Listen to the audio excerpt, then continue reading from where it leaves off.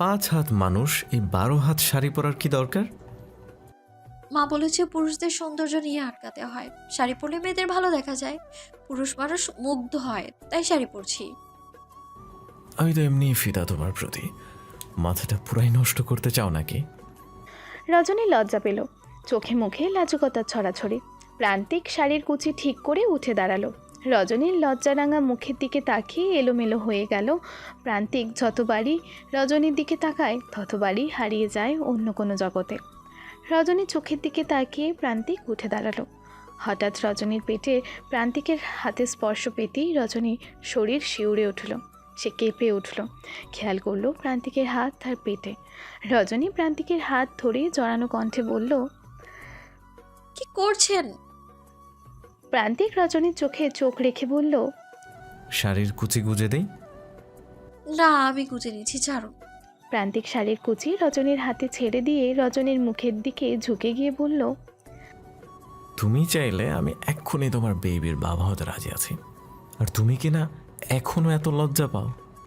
রজনী শাড়ির কুচি ঠিক করে নিয়ে বলল, অসভ্য কথা। শোনো, হানিমুন থেকে ফিরে কিন্তু সবাইকে সুসংবাদ দিতে চাই। ওইখানে গিয়ে কিন্তু লজ্জা টজ্জা আমি শুনবো না। প্রান্তিকের কথা শুনে রজনী আরও বেশি লজ্জা পেয়ে গেল। খুব বেশি লজ্জা পেয়ে কী বলবে বুঝতে না পেরে বলল, আমি কিন্তু তাহলে যাবো না এসব বললে। তোমাকে কষ্ট করে যেতে হবে না, আমি নিয়ে যাব। আর শোনো, একদম ফুল প্রিপারেশন নিয়ে যাবা কিন্তু। কিসের? যা বললাম। আবারও এইসব বলছেন? আরে হানিমুনে মানুষ কেন যায়? নিশ্চয়ই রোমান্স করতে চায়। আমি তো আর কোনো আনরোমান্টিক ছেলে না যে হানিমুনে গিয়ে সমুদ্রের নোনা পানিতে গোসল করে চলে আসব। রজনী চোখে কাজল লাগাতে লাগাতে বলল, মনে হচ্ছে আপনি একাই হানিমুনে যাচ্ছেন, এর আগে আর জীবনে কেউ যায় নাই। আমরা যাচ্ছি প্রিয়তার মন ভালো করতে, নিজেরা রোমান্স করতে নয়। প্রান্তিক রজনীর হাত থেকে কাজলটা নিয়ে বলল, এই চোখ আমি না সাজালে সাজ অপূর্ণ থেকে যাবে রজনীগন্ধা। এই চোখের নেশায় আমি হারিয়ে যাই বারে বার। মুহূর্তের মাঝে প্রান্তিক কথার টপিক ঘুরিয়ে দিল। খুব মনোযোগ দিয়ে রজনীর চোখে কাজল পরিয়ে দিচ্ছে। রজনী প্রান্তিকের দুই কাঁধে হাত রেখে প্রান্তিকের মুখের দিকে তাকিয়ে আছে। ছেলে মানুষ কাউকে ভালোবাসলে তার সব বিষয়ে কত বেশি যত্নবান হয় সেটা প্রান্তিককে দেখলেই বোঝা যায়। প্রেয়সীর চোখের কাজল থেকে শাড়ির কুচি সব জায়গা যত্নের কমতি নেই। কাজল পরানো শেষ করে প্রান্তিক রজনীর চোখে মুখ দিয়ে হালকা ফু দিয়ে বলল, আমি তোমার চোখের কাজল হতে চাই প্রিয়তমা। সারাক্ষণ ওই নেশা ভরা চোখে লেগে থাকতে চাই আমি। রজনী আবারও লজ্জা পেল। প্রান্তিকের বুকে মুখ লুকালো, কোনো কথা বলল না। শক্তভাবে প্রান্তিককে জড়িয়ে ধরল। মাঝে মাঝে কথা না বলেও নিজের সমস্ত অনুভূতি প্রকাশ করা যায়। প্রান্তিক রজনীর মাথায় চুমু দিয়ে বলল, এইভাবে হাঁক দিলে তো একদম বেসামাল হয়ে যাব রজনী। আপনি আমার এত কাছে আছেন, তবুও কেন এত পরাণ পড়ছে বলুন তো? এই যে রাগ করে কথা না বলেছিলে, এই জন্য। প্রিয় মানুষের থেকে যতটা দূরে থাকবা তার থেকে দ্বিগুণ কাছে আসার টান বাড়ে, বুঝছো? এই জন্য মাঝে মাঝে দূরত্বের প্রয়োজন আছে। কথাটা বলতে বলতেই প্রান্তিকের কাশি শুরু হলো। কাশতে কাশতে বুক চেপে ধরল। বুক কেমন ভেঙে চুরে যাচ্ছে প্রান্তিকের। বুকে তীব্র ব্যথা হচ্ছে। বুক চেপে ধরে বসে পড়ল। প্রান্তিককে এইভাবে অসুস্থ হতে দেখে রজনী ভয় পেয়ে গেল। খুব অস্থির হয়ে উঠল। অস্থির কণ্ঠে বারবার জিজ্ঞেস করছে, কি হয়েছে আপনার? কোথায় কষ্ট হচ্ছে? বুকে কষ্ট হচ্ছে? পানি দিব? প্রান্তিক হাত ইশারা দিয়ে বোঝালো না, পানি দিতে হবে না। রজনী কাঁদো কাঁদো কণ্ঠে বলল, তাহলে আমি কি করব এখন? কি করলে ভালো লাগবে আপনার? আপনার কি খুব কষ্ট হচ্ছে? প্রান্তিক কোনো রকম উচ্চারণ করলো। ইনহেলার। রজনী দ্রুত ইনহেলার নিয়ে এলো। প্রান্তিক ইনহেলার মুখে দিয়ে কিছুক্ষণ পর স্বাভাবিক হলো। রজনী প্রান্তিককে আচমকা জড়িয়ে ধরে কেঁদে দিয়ে বলল, আমি খুব ভয় পেয়ে গিয়েছিলাম। হঠাৎ কি হলো আপনার? তুমি আমার মেডিসিন, যে পাশে থাকলে সব সমস্যা ঠিক হয়ে যায় আমার। আপনি এক্ষুনি ডক্টরের কাছে চলুন। শান্ত হও। ডাক্তার আগে দেখিয়েছে অনেকবার। ডাক্তার দেখাতে ভালো লাগে না। কেন? কারণ ওরা সিগারেট খেতে নিষেধ করে, যা আমার পক্ষে সম্ভব না। কেন সম্ভব নয়? যা আপনার ক্ষতি করে তা কেন সম্ভব নয়? Because cigarette is my life, আমার অনেক ফেভারিট, তাই ছাড়তে পারবো না। সিগারেট কি আমার চেয়েও বেশি প্রিয় আপনার? তুমি আমার প্রাণের চেয়ে প্রিয়, তোমার চেয়ে প্রিয় আর অন্য কিছু কিভাবে হবে? তাহলে বলুন আর সিগারেট খাবেন না? কথা দিতে পারবো না, কারণ একবারে ছাড়তে পারবো না। এরই মাঝে প্রান্তিকের ফোন বেজে উঠল। প্রান্তিক পকেট থেকে ফোন বের করে দেখলো অন্তুর নাম্বার। ফোন রিসিভ করে কানে দিতেই অন্তু বলল, ভাই আমরা রেডি, আপনারা কোথায়? আসছি 5 মিনিট। প্রান্তিক ফোন কেটে রজনীকে বলল, ওরা রেডি, চলো বেরোই। আপনি রেডি হবেন না? আমি তো রেডি। এই 3/4 পরে যাবেন? হ্যাঁ, আমি তো এর আগে যতবার গিয়েছি 3/4 পরে গিয়েছি। রজনী আর প্রান্তিক ব্যাগ গুছিয়ে রুম থেকে বের হলো। গেটের সামনে যেতেই পাগড়ি পরা একজন মধ্যবয়সী লোক হাতে খাবারের প্লেট নিয়ে এগিয়ে এলো। প্রান্তিককে বলল, খাবার খেতে চাইছে না ও। না খেলে মানুষ মরে না, যাও। লোকটা চলে যেতেই রজনী প্রান্তিককে বলল, উনি কে? আর কে খাবার খেতে চাইছে না? তুমি ওসব বুঝবা না। গাড়িতে হেলান দিয়ে দাঁড়িয়ে আছে প্রিয়তা, পাশে অন্তুও দাঁড়িয়ে আছে। প্রান্তিক আর রজনীর জন্য অপেক্ষা করছে ওরা দুজন। প্রিয়তার মন খারাপ বলে ওরা প্ল্যান করে কুয়াকাটা যাচ্ছে 4 জন। প্রিয়তার যাওয়ার এক বিন্দু মাত্র ইচ্ছা ছিল না, কিন্তু রজনীর অনুরোধে যাচ্ছে। প্রিয়তা গাড়ি হেলান দিয়ে বিষণ্ণ মনে আকাশের দিকে তাকিয়ে রয়েছে। ওই বিশাল আকাশ ছাড়া মাঝে মধ্যে আর কারো কাছে মন খারাপ প্রকাশ করা যায় না। মাঝে মধ্যে আমাদের মন খারাপের বোঝা এত ভারী হয় যা ওই বিশাল আকাশ ছাড়া কেউ বহন করতে পারে না। আকাশের দিকে চোখ মেলে তাকিয়ে থাকতে থাকতে হঠাৎ দমকা বাতাসে প্রিয়তার চোখে কিছু একটা গেল। প্রিয়তার চোখ ঢলছে, কিন্তু গিয়েছে বুঝতে পারছে না, বেরও হচ্ছে না। চোখের তীব্র জ্বালা শুরু হলো। প্রিয়তা যন্ত্রণায় ছটফট করতে শুরু করলো। প্রিয়তার যন্ত্রণার আওয়াজ অন্তুর কানে যেতেই অন্তু তড়িৎ গতিতে প্রিয়তার দিকে তাকালো।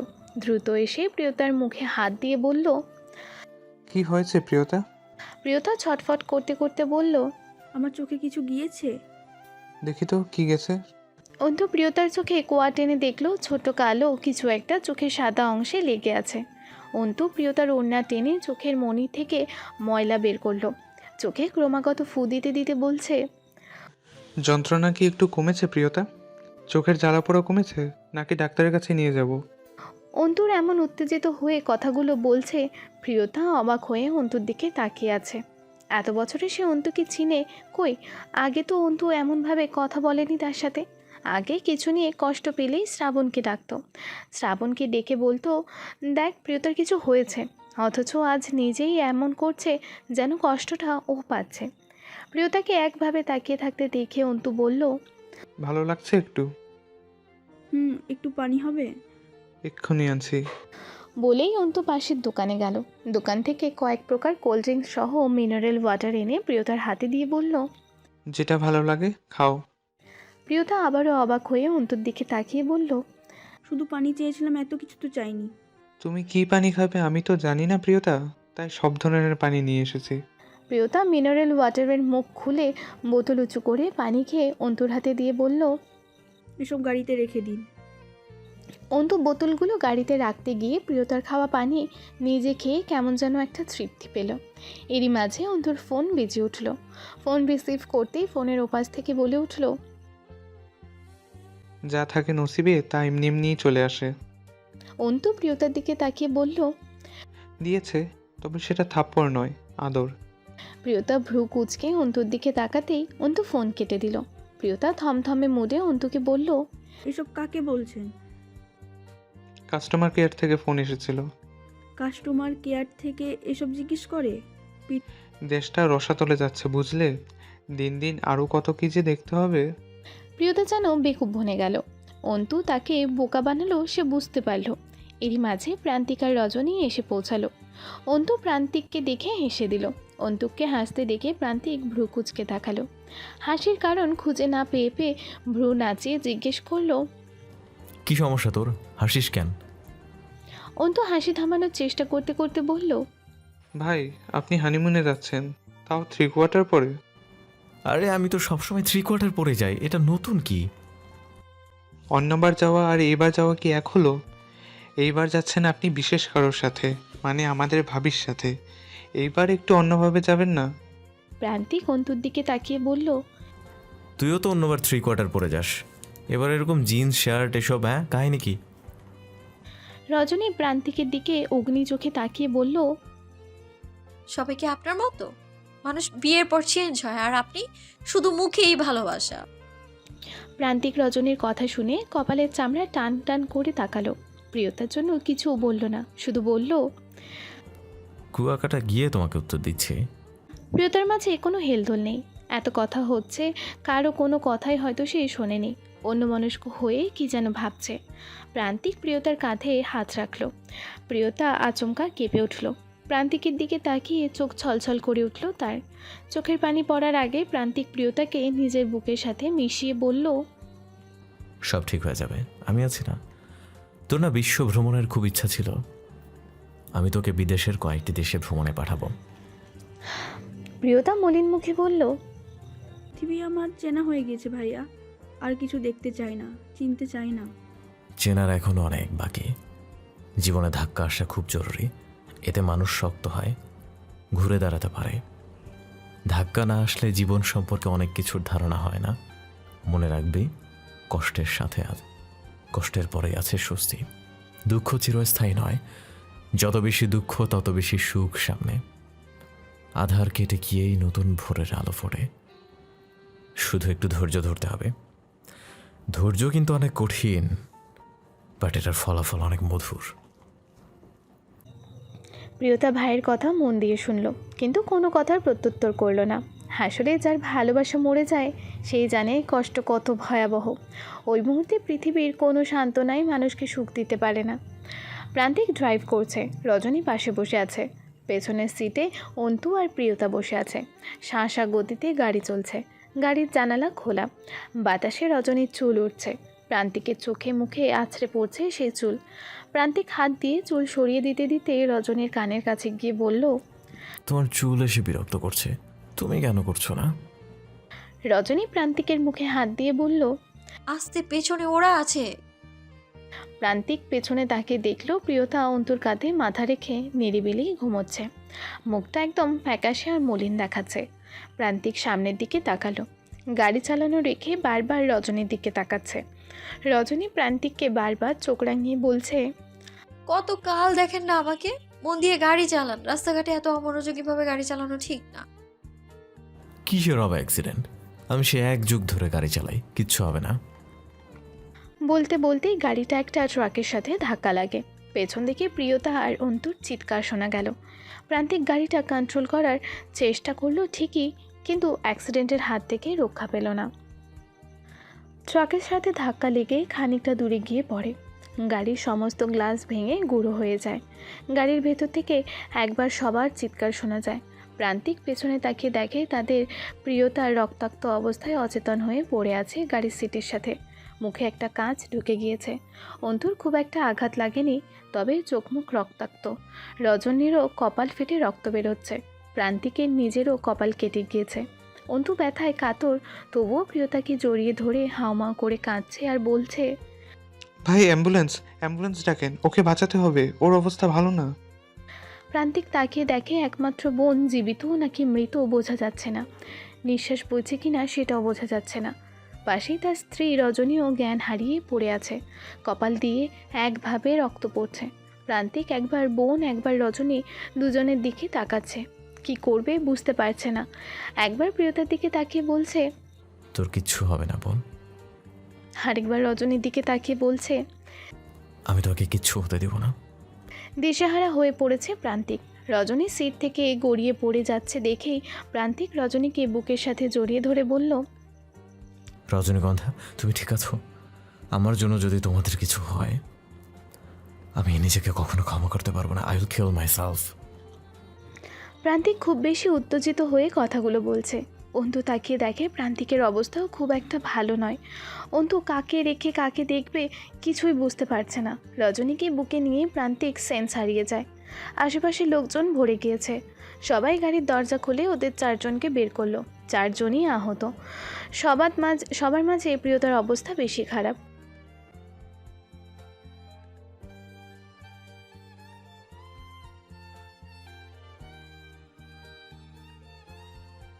প্রিয়তার মেহেদি রাঙা হাতে লেখা আছে শ্রাবণের বউ। মানুষ বলা বলি করছে, মনে হয় নতুন বউ। এর বরের নাম মনে হয় শ্রাবণ। দেখো ছেলেটা বউটাকে কত ভালোবাসে, নিজেও আঘাত পাইছে কিন্তু বউটারে জড়ায় ধইরা রাখছে। দেখতে দেখতে অ্যাম্বুলেন্স চলে এলো। এমার্জেন্সি ওয়ার্ডে ওদের ট্রিটমেন্ট করে প্রিয়তাকে আইসিইউতে ভর্তি করলো। ওদের মাঝে শুধু অন্তুর জ্ঞান আছে। প্রিয়তাকে আইসিইউতে ভর্তি করলে অন্তু আইসিইউ রুমের সামনে বসে কাঁদছে আর বলছে, আল্লাহর কাছে এই প্রথমবার আমি কিছু চাইছি, সে হলো তোমার আয়ু। প্রয়োজনে আমার আয়ু নিয়ে নিক, তবুও তোমাকে সুস্থ করে দিন। হসপিটালের মানুষের খুব অবাক হয়ে তাকিয়ে আছে। কেউ কোনো সান্ত্বনা দিচ্ছে না। কিছু সময়ে মানুষকে সান্ত্বনা দেওয়া যায় না। অন্তুর হাহাকার আর কান্না দেখে অন্তুকে ঘিরে চারিদিকে থাকা মানুষজনের চোখেই পানি পড়ছে। অপর পাশে রজনী স্যালাইন চলছে। প্রান্তিকও সেন্সলেস হয়ে আছে। প্রান্তিকেরও স্যালাইন চলছে। ওদের ঘিরেও মানুষজন দাঁড়িয়ে আছে। সবাই ওদের সুস্থ হওয়ার জন্য প্রার্থনা করছে। রজনী মুখের দিকে তাকিয়ে সবাই বলছে, এত সুন্দর মেয়ে আগে দেখেনি, গোলাপের মতো দেখতে। প্রান্তিক আর রজনী পাশাপাশি বেডেই আছে। ঘণ্টাখানেক পরে রজনীর জ্ঞান ফিরল। জ্ঞান ফিরতেই তাকিয়ে দেখল সে হসপিটালে। সাথে সাথে মনে পড়ল পথের অ্যাক্সিডেন্টের কথা। সে হসপিটালে, বাকিরা কোথায়? আশেপাশে তাকালো। ডান দিকে তাকাতেই বুকের মাঝে বাড়ি মেরে উঠল। তার প্রাণপ্রিয় মানুষটার মাথায় ব্যান্ডেজ, যা রক্তে ভেজা, চোখ বুজে পড়ে আছে। রজনী ওঠার চেষ্টা করলো কিন্তু মাথার ব্যথায় উঠতে পারল না। রজনীর জ্ঞান ফিরতেই সাইড থেকে কেউ একজন অন্তুকে ডেকে বলল, আপনাদের লোকের জ্ঞান ফিরেছে। অন্তু দ্রুত ছুটে এলো। এসে দেখে রজনীর জ্ঞান ফিরেছে। অন্তু রজনীকে দেখেই বললে, ভাবি, আপনার জ্ঞান ফিরেছে? রজনী কান্না ভেজা কণ্ঠে বলল, আমার ভাই ওভাবে কেন শুয়ে আছে? কি হয়েছে ওর? শান্ত হন ভাবি, ভাই সুস্থ হয়ে যাবে। প্রিয়তা কোথায়? আইসিইউতে ভাবি। আইসিইউতে কেন? কি হয়েছে ওর? ওর অবস্থা ভালো না ভাবি। সব খারাপ কেন ওর সাথে হচ্ছে অন্তু? ভালো মানুষের সাথেই খারাপ হয় ভাবি। তোমার ভাইয়ের কি হয়েছে? ওকে উঠতে বলো প্লিজ। ভাইয়া উঠবে ভাবি, চিন্তা করবেন না। আমায় ওর কাছে, ওর আরেকটু কাছে নিয়ে যাও। আমি ওকে ছুঁয়ে দেখতে চাই প্লিজ অন্তু। ভাবি, আপনি নিজেও সুস্থ হন। এরই মাঝে নার্স এসে বলল, প্লিজ, আপনি অসুস্থ, কথা বলবেন না, এতে আপনার ক্ষতি হবে। উনি ভালো আছেন, ঘুমের মেডিসিন দেওয়ায় ঘুমাচ্ছেন। নার্স রজনীকে একটা মেডিসিন দিল। মেডিসিন খেয়ে রজনী ঘুমিয়ে গেল। রাত 2টা বাজে। হসপিটালে উপস্থিত হলো মাহবুব, আঞ্জুমান সহ অন্তুর মা বাবা। আঞ্জুমান আর মাহবুবের পরিবারের সবার এই ক্রিটিক্যাল কন্ডিশনে আঞ্জুমান আর মাহবুব ভীষণভাবে ভেঙে পড়েছে। বিশেষ করে প্রিয়তার জন্য। প্রিয়তার সাথেই কেন সব খারাপ হচ্ছে? আঞ্জুমান আর মাহবুব দুজনেই কান্নাকাটি করছে। অন্তুর মা বাবা তাদের বুঝিয়ে যাচ্ছে। শেষ রাতের দিকে প্রান্তিকের জ্ঞান ফিরল।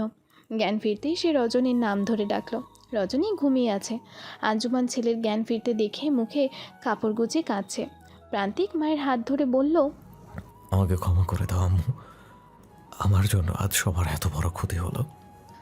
যদি তোমার কিছু হয় আমি কি নিয়ে বাঁচতাম? প্রিয়তা কই আম্মু? আইসিইউতে। প্রান্তিক কোনো কথা বলতে পারল না। কষ্টে বুক ভেঙে চুরে যাচ্ছে। বাসের সিটে রজনী শুয়ে আছে। প্রান্তিক খুব কষ্টে রজনীর দিকে হাত বাড়ালো। রজনীর কপালে হাত রাখলো। আঞ্জুমান রজনীর গায়ে হাত রেখে বলল, মা রজনী। আঞ্জুমানের ডাকে রজনীর চোখ মেলে তাকালো। চোখ মেলে তাকাতেই দেখলো প্রান্তিকের হাত তার কপালে। রজনী প্রান্তিকের হাতটা শক্ত করে চেপে ধরল। চোখ দিয়ে পানি পড়ছে তার। নিজের জন্য কাঁদছে না, প্রান্তিক যে আঘাত পেয়েছে সে ব্যথা অনুভব করেই রজনী কষ্ট পাচ্ছে। 10 দিন পরে রজনী আর প্রান্তিক বাড়ি ফিরলেও প্রিয়তা বাড়ি ফিরতে পারেনি। প্রিয়তার অবস্থার কোনো পরিবর্তন হয়নি। বাড়িতে এসে প্রান্তিকের মেজাজ ক্রমশ খারাপ হচ্ছে। সব কিছুর জন্য যেন শ্রাবণ দায়ী। শ্রাবণ এত কিছু না করলে তার বোনের এই অবস্থা হতো না। প্রান্তিক একটার পর একটা সিগারেট টানছে আর পায়চারি করছে। কোনোভাবেই নিজের রাগ সামলাতে পারছে না। সিগারেট ফেলেই রুমে এসে প্রচুর ভাঙচুর করছে, চিৎকার করছে। রজনী রুমে এসে প্রান্তিকের এমন ভয়ঙ্কর রাগের কারণ বুঝতে পারছে না। প্রান্তিকের আচরণ কেমন সাইকোদের মতো লাগছে।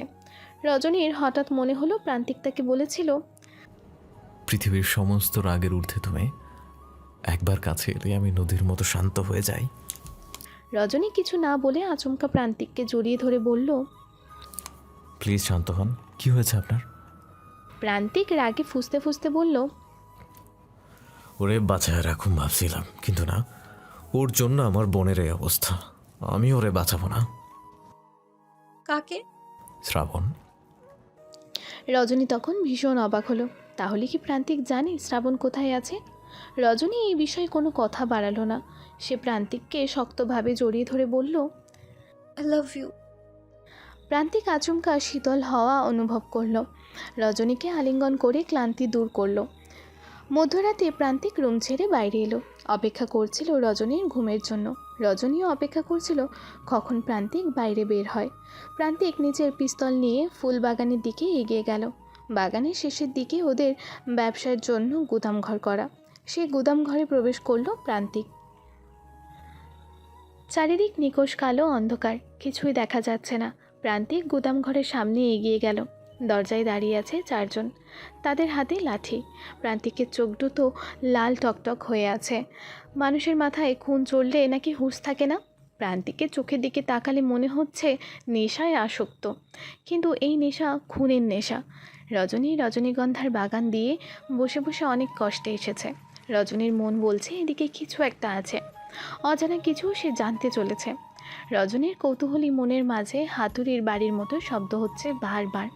প্রান্তিকের চোখে যেন সে ধরা না পড়ে যায়। প্রান্তিক তেজশ্রী মুখে পাহারাদারদের বলল। দরজা খোলো। পাহারাদাররা দরজা খুলল। প্রান্তিক পিস্তলের দিকে তাকিয়ে বলল। কবর খোঁড়ো তোমরা 4 জন, ওর কবর আমার ফুল বাগানেই দিব। একজন দাড়িওয়ালা মানুষ বলল। সত্যি কি ওকে মেরে ফেলবেন? আর একবার ভাবা যায় না? আমার ভাবা শেষ। আপনি আমাকে মেরে ফেলুন, আমার কবর আমি খুঁড়েছি, আমাকে কবর দিন, ওর মৃত্যু আমি সহ্য করতে পারবো না। বলেই লোকটা হু হু করে কেঁদে দিল। প্রান্তিক লোকটার মাথায় পিস্তল ধরে বলল। এত মায়া ওর জন্য তোমার ফারুক চাচা, এত মায়া? তাহলে যাও আমার কবর খোঁড়ো। না, আমি তাও পারবো না বাবা। আজ তোমাকে কবর খুঁড়তে হবে, হয় ওর কবর খুঁড়বে না হলে আমার। আজ যদি ওকে আমি মারতে না পারি তো নিজেকে শেষ করে দেবো আমি। ফারুক প্রান্তিকের পা জড়িয়ে ধরে বলল। বাবা, আপনারা দুজনে একসাথে থাকলে মানুষ কাঁপে। আপনাদের দুজনকে আমি ভালোবাসি। আপনারা একজন আরেকজনকে ছাড়া অপূর্ণ, দুজনকেই বাঁচতে হবে। আমি চাই আপনি আরেকটিবার ওকে ক্ষমা করে দিন। এত কিছুর পরেও ফারুক চাচা, প্রান্তিক চৌধুরীর আপনি চিনেন না? হ্যাঁ, চিনেও এমন আবদার করার বিলাসিতা চাচা। আপনি ওকে এ শহর থেকে তাড়িয়ে দিন, তবু ওর প্রাণ ভিক্ষা দিন। ও যা করেছে তার ক্ষমার অযোগ্য অন্যায়, তবুও কেন যেন ওর প্রতি ভীষণ মায়া কাজ করে বাবা। ওর জন্য ভীষণ কষ্ট হচ্ছে আমার। ও বেইমানি করেছিল মানসিক যন্ত্রণায়, এইখানে ওর কোনো দোষ নেই। চাচার একবার ওর হয়ে কথা বললে আমি কিন্তু আপনারা ছাড়বো না। আপনার বোন সামান্য কষ্ট পেয়েছে বলে আপনি ওকে মেরে ফেলবেন?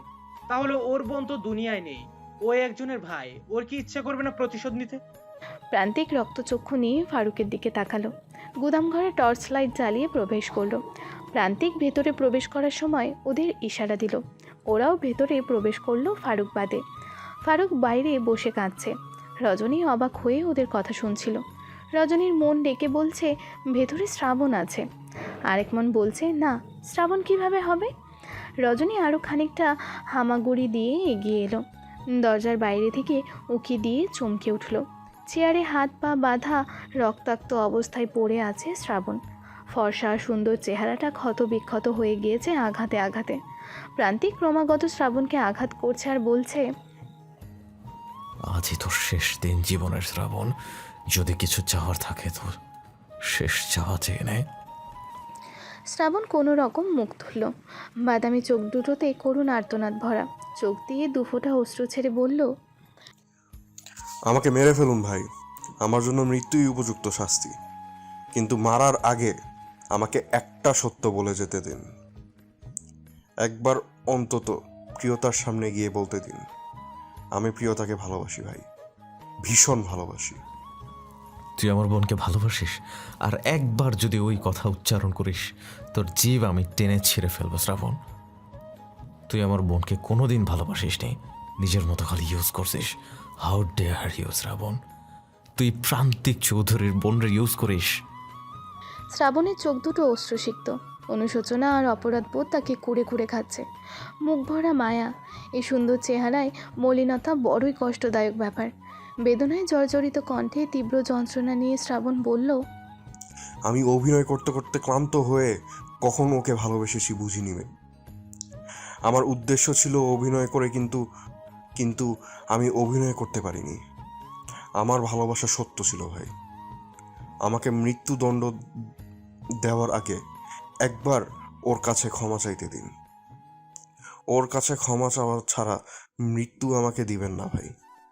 আপনার পায়ে ধরি, একজন মৃত্যু পথযাত্রী মানুষের শেষ আকুতি আপনি মঞ্জুর করুন। এই পৃথিবীতে আমার কেউ নেই। ওর ওই মুখটাই আমাকে শান্তি দিত। আমার প্রতিহিংসায় ভরা চেহারা বারবার শান্ত হয়ে যেতে ওর মুখ দেখলে। শ্রাবণের কথাগুলো হৃদয় স্পর্শকাতর। এত করুণ আকুতি একজন মৃত্যু পথযাত্রী প্রেমিকের ইতিহাসে হয়তো নেই। রাগে প্রান্তিকের সমস্ত শরীর রিরি করে জ্বলছে। কেন জ্বলছে সে জানে না। অস্বস্তি হচ্ছে প্রান্তিকের। শ্রাবণের চেয়ারে একটা লাথি মেরে পিস্তল শ্রাবণের মাথায় ধরে বলল, বেঈমানের কোনো জায়গা নেই আমার কাছে। তুই আমার হৃদয়টা ক্ষত বিক্ষত করে দিয়েছিস। আমার ভাই ছিলি তুই, আপন ভাই। ভাই মানে বুঝিস তুই? অন্তুকে আমি কখনো এতটা আপন মনে করি নাই। আমার ভেতর বাইর সব তুই জানতি। সব জেনে বুঝে কিভাবে পারলি আমার এত ক্ষতি করতে? তুই আমার সব তথ্য আমার শত্রুদের কাছে দিয়েছিস। আমার ব্যবসায় ক্ষতি করছিস, আমাকে খুন করার প্ল্যান করছিস কতবার, কিন্তু সফল হতে পারিস নাই। তোকে হৃদয় দিয়ে আগলে রাখার যোগ্য উপহার কি এগুলো ছিল শ্রাবণ? আমি জানি আপনি বিশ্বাস করবেন না আমাকে। শেষবারের মতো আপনাকে বলছি, আপনার সাথে মিশে মিশে যে মায়া আমার তৈরি হয়েছিল ভাই, সেই মায়া আপনার ক্ষতি করতে গিয়েও আবার আমাকে আটকে দিয়েছে। যখনই বোনের মৃত মুখটা ভেসে ওঠে আমি হন্য হয়ে যাই। আবার যখনই আপনার মুখটা দেখি আমি হারিয়ে যাই। এভাবে আমি ক্লান্ত হয়ে যাচ্ছিলাম ভাই। একবার প্রতিশোধের চিন্তা, একবার ভালোবাসার চিন্তা, এই দুয়ের মাঝে আমি পাগল হয়ে যাচ্ছিলাম। আমি চাইলে তো আপনাকে বিষ দিতে পারতাম, আর আপনিও খেয়ে নিতেন চোখ বুজে। মেরে ফেলতে চাইলে তো কত উপায় ছিল, কিন্তু আমি পারিনি ভাই। প্রান্তিক চোয়াল শক্ত করে বলল, তোকে আমি কেন খুন করতে পারতেছি না শ্রাবণ? আজ যদি তোরা আমি মায়েরা ফেলতে না পারি, তাহলে আমি নিজেরা মায়েরা ফেলব। তোর মতো বেঈমানের জন্য আমার হাত কেন কাঁপতে চায়? হ্যাঁ, বন্ধুত্ব কি, ভাই কি, তুই কিভাবে বুঝবি? তুই তো প্রমাণ করে দিছস মানুষ কাছে আসে ধোঁকা দেওয়ার জন্য। আমি তো সব অন্যায় ক্ষমা করে দিতাম, কিন্তু তুই আমার রজনীগন্ধার দিকে কেন খারাপ দৃষ্টি দিতে গেলি? এই একটা অন্যায় আমি কোনোদিন ক্ষমা করতে পারবো না, কোনোদিন না। তুই জানিস না, ও আমার প্রাণ ভ্রমরা, আমার প্রাণের চেয়েও বেশি প্রিয়। আমার রজনীগন্ধার দিকে যে তাকাবে সে আমার যত আপনজনে হোক না কেন, আমি পুত্তা ফেলম। রজনী আমার ভালোবাসা, আমার জীবন, আমার সুখ, আমার শান্তি। হঠাৎ ফারুক রজনীকে দেখে বলল, কে ওখানে? রজনী ফারুকের পা জড়িয়ে ধরে কেঁদে বলল, প্লিজ চাচা, আমার কথা ওনাকে বলবেন না, আপনার পায়ে ধরি। আমার সত্যটা বলুন, এখানে কি হচ্ছে? উনি কেন শ্রাবণ ভাইকে এভাবে আটকে রেখেছেন? একমাত্র তুমিই হয়তো পারবে প্রান্তিক বাবাকে শান্ত করতে। কিন্তু কি হয়েছে চাচা? শোনো তাহলে, সে অনেক বছর আগের ঘটনা। জাহাঙ্গীরনগর ইউনিভার্সিটিতে পড়তো প্রান্তিক বাবা। ভার্সিটির নেতা ছিল বাবা। শ্রাবণ অনেক জুনিয়র ছিল প্রান্তিক বাবার। প্রান্তিক বাবার দলে কাজ করতো। শ্রাবণের সাথে একদিন প্রান্তিক ওর বাড়িতে যায়। ওই বাড়িতে শ্রাবণের বোনের সাথে প্রান্তিকের দেখা হয়। শ্রাবণের বোনও জাহাঙ্গীরনগরেই পড়তো। ওখান থেকে প্রান্তিকের সাথে একটু বন্ধুত্ব হয়। শ্রাবণের বোন প্রান্তিককে ভীষণ পছন্দ করতো, প্রান্তিকের জন্য পাগল হয়ে যায়, কিন্তু প্রান্তিক পাত্তা দিত না। একদিন কোনো একটা কারণে প্রান্তিক শ্রাবণের বোনকে ডাকে। কি বলতে ডাকে শ্রাবণ তা জানতো না। ওই দিনই শ্রাবণের বোন ধর্ষণ হয়, আর সে সুইসাইড করে মারা যায়। বোন ছাড়া দুনিয়াতে আর কেউ ছিল না শ্রাবণের।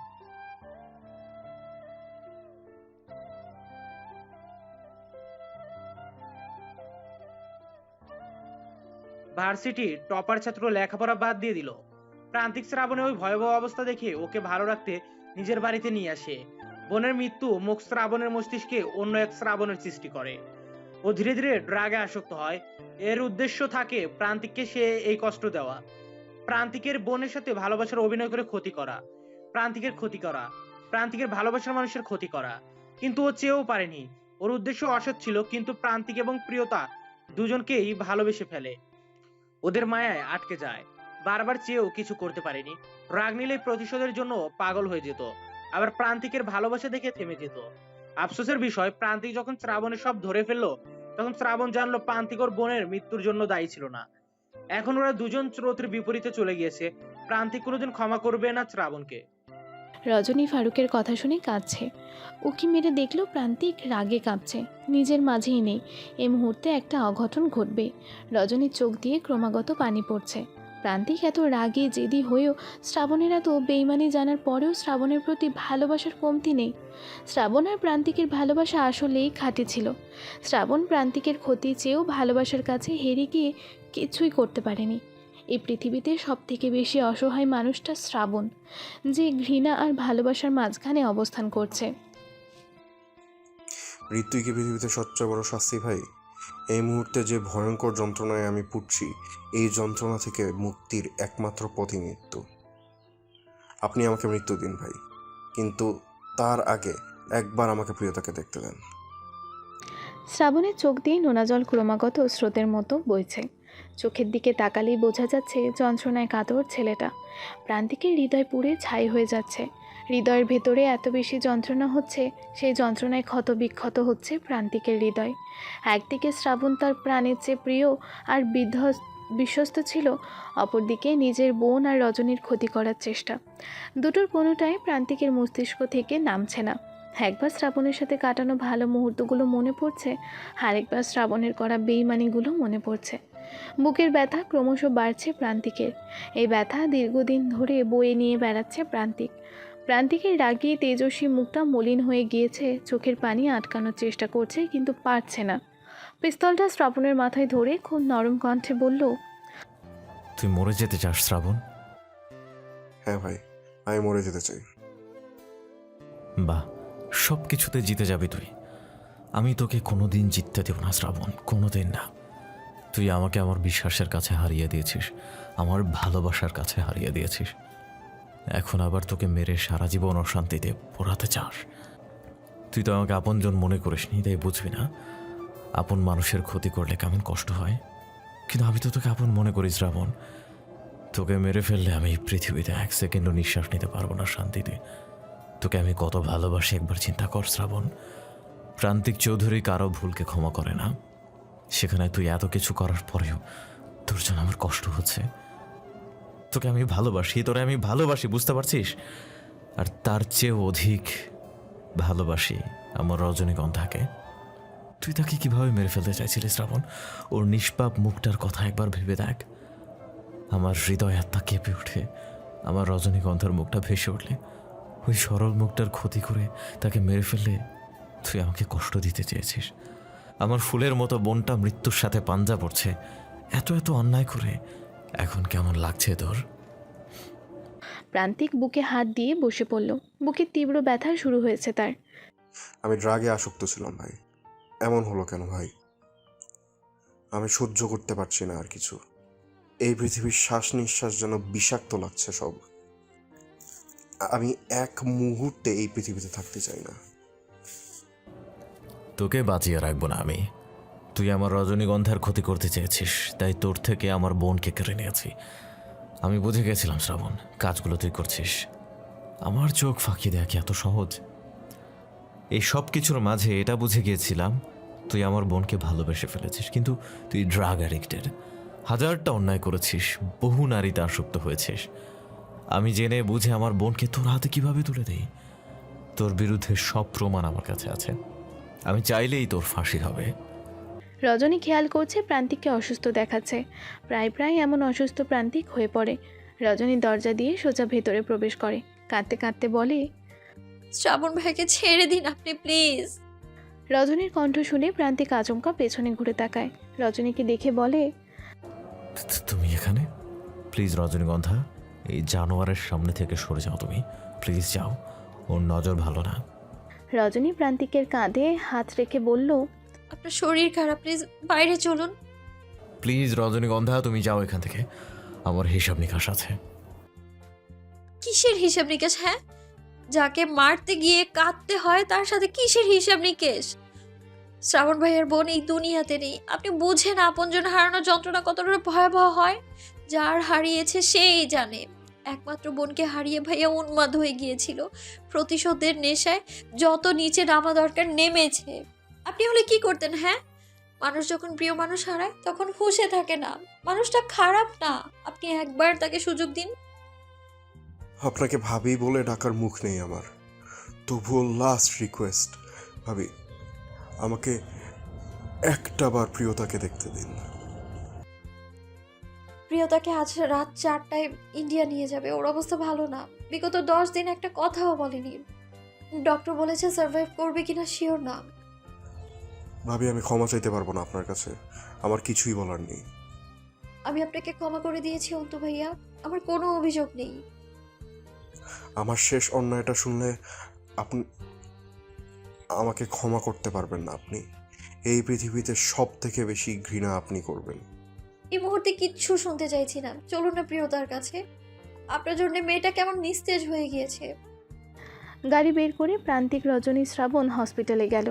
কি আশ্চর্য ঘটনা! হসপিটালে শ্রাবণ পা রাখতেই প্রিয়তা বিড়বিড় করে কথা বলছে, হাত পা রেসপন্স করছে, চোখ বুজে আছে, অথচ শ্রাবণের নাম ধরে ডাকছে। প্রিয়তার পাশেই অন্তু বসে আছে। প্রিয়তা চোখ বুঝিয়ে অন্তুর হাতটা শক্তভাবে চেপে ধরে বলল, শ্রাবণ তুমি এসেছো, আমাকে ছেড়ে যেও না তুমি, প্লিজ শ্রাবণ। অন্তুর কষ্ট হচ্ছে। সে যে এত বছর চুপি চুপি প্রিয়তাকে ভালোবেসেছে, কখনো প্রকাশ করেনি। সেই ভালোবাসা শ্রাবণের থেকেও কম ছিল না, কোনো কিছুতেই কম ছিল না। অপ্রকাশিত ভালোবাসাগুলো বড়ই কঠিন আর যন্ত্রণাদায়ক। অন্তু প্রিয়তার হাতটা শক্তভাবে চেপে ধরে বলল, প্রিয়তা বিড়বিড় করে বলছে, তোমাকে ছেড়ে কোথাও যাব না, কোথাও যেতেও দেবো না তোমাকে, কথা দিলাম। আমি জানি তুমি আমাকে অনেক ভালোবাসো শ্রাবণ, আমার নিজের চেয়েও বেশি ভালোবাসো। তোমাকে সত্যিই নিজের চেয়েও বেশি ভালোবাসি প্রিয়তা, কিন্তু তোমাকে বোঝাতে পারি না। চোখের সামনে শ্রাবণের সাথে এত ঘনিষ্ঠতায় বুকে চিনচিনে ব্যথা হয়েছে, তবুও আমি চুপ থেকেছি, নীরবে সহ্য করেছি, আড়ালে চোখের পানি ফেলেছি, ওয়ালে নিজের মাথা ঢুকেছি, আম্মুর কোলে মাথা রেখে কেঁদেছি। কয়েকটা বছর আমি ভালো নেই, শুধু সৃষ্টিকর্তার কাছে চেয়েছি তোমাকে। আমার চাওয়া কবুল হয়েছে, তবুও আমি তোমাকে পাইনি। তুমি আমার কাছে, তোমার মন শ্রাবণবান। নিচে অ্যাম্বুলেন্স চলে এসেছে। অন্তু আর অন্তুর মা বাবা, প্রিয়তার মা বাবাও আছে হসপিটালে। সেই সময় প্রান্তিক আর রজনীও উপস্থিত হয়। সবাই সব কিছু রেডি করছে। প্রিয়তার কেমন খিঁচুনি উঠে গিয়েছে। এমার্জেন্সি ওয়ার্ডে অন্তু ডাক্তার ডাকতে গেল। যাওয়ার সময় কেমন যেন মনে হলো সে শ্রাবণকে দেখেছে। মুখে রুমাল বাঁধা। অন্তু খুব একটা শিওর না। ব্যস্ত থাকায় দ্রুত এমার্জেন্সি ওয়ার্ড থেকে ডাক্তারকে ডেকে নিয়ে এলো। ডাক্তার এসে একটা ইঞ্জেকশন দিয়ে বলল, ওনাকে বাইরে নিয়ে যান এখনই। স্ট্রেচারে প্রিয়তাকে শুইয়ে ওপর থেকে নিচে নেওয়া হচ্ছে। প্রান্তিক শ্রাবণকে বলছে সে যেন দূর থেকে প্রিয়তাকে দেখে, কাছে না যায়। হসপিটালে কেউ শ্রাবণকে সহ্য করতে পারবে না। ওয়াল ঘেঁষে দাঁড়িয়ে আছে শ্রাবণ। প্রিয়তাকে ওর সামনে দিয়ে নেওয়া হচ্ছে। প্রিয়তার ফুলের মতো মুখটা আর সেই ফুটন্ত ফুলের মতো নেই, শুকিয়ে গিয়েছে। একটা হাত হেলে পড়েছে বাইরে।